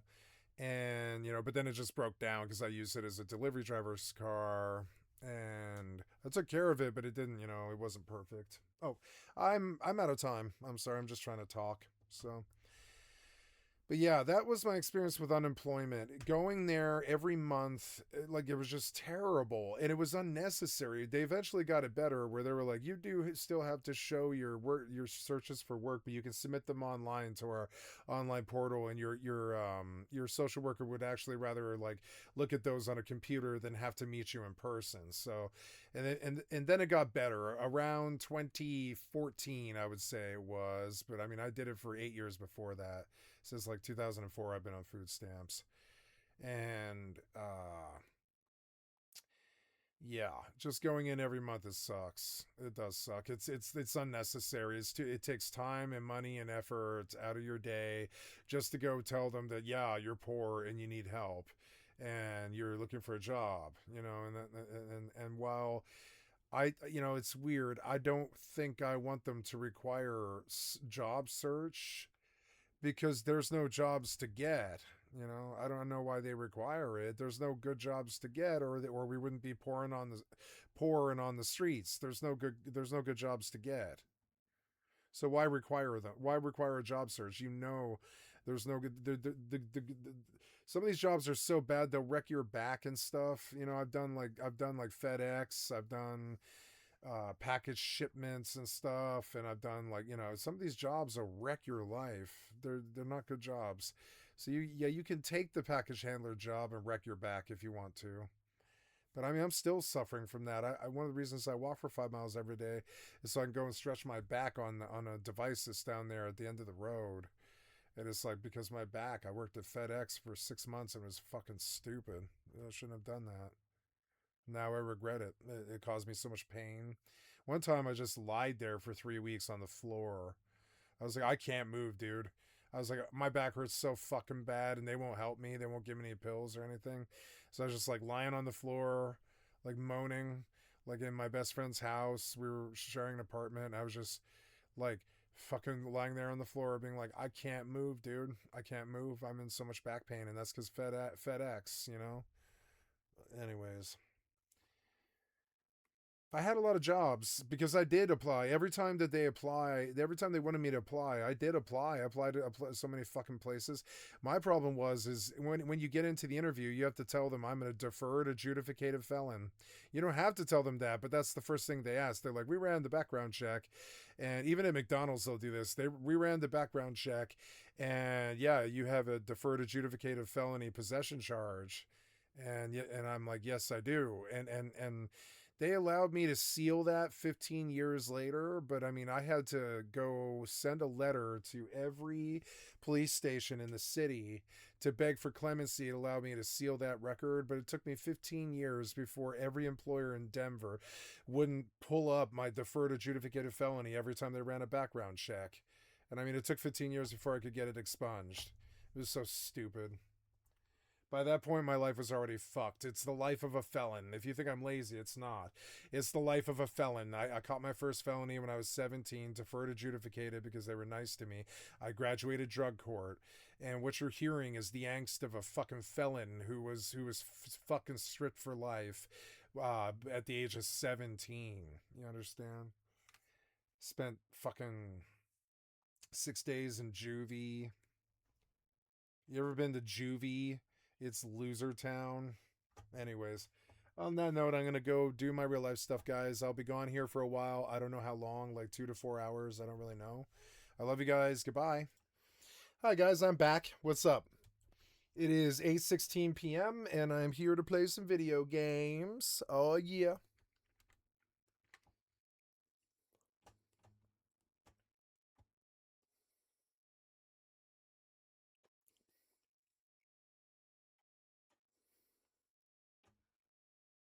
I'm just looking at video games.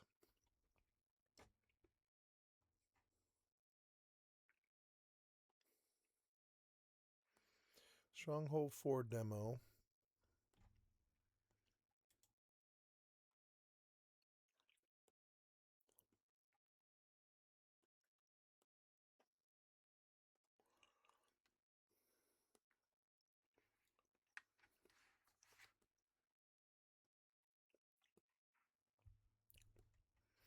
They didn't sell Oblivion Remaster on the sale. I was really hoping they would.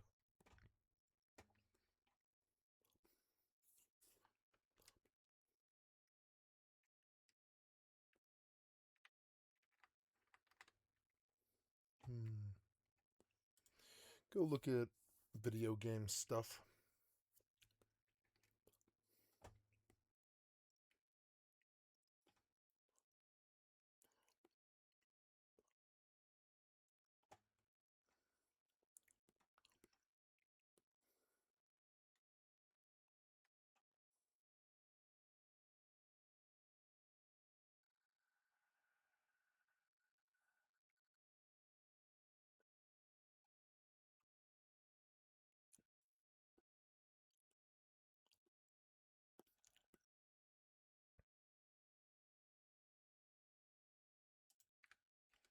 So today I want to talk about Dune Awakening. I'm sure you're familiar with the game. It launched last year to much applause and fandom, and just a couple of weeks ago they revealed that they are coming out on console as well this September. But there is so much more that they're doing here that they want to communicate, and so Funcom, the team behind the game, they reached out, offered to sponsor this video, and basically just asked me to share with you some of the stuff that they're doing. Including some of it, dude, is stuff that like I had on a bucket list for it one day when I tried it at launch. I was like, it'd be cool if they did this and that, and they're doing it. Like, it's crazy. So thank you to Funcom for sponsoring this video, but let me just tell you about all the stuff. Obviously, the headline is that it's launching on console on September 22nd, but they're also, as you can see, adding single player. What? This was something that was like on the bucket list for a lot of players, and they're just straight up doing it. They say, quote, single player is one of the most requested features since launch. We're also adding the final chapter of Dune Awakening's Book 1 story, so whether you want to play entirely by yourself with your friends on a private server or with strangers on a larger multiplayer server,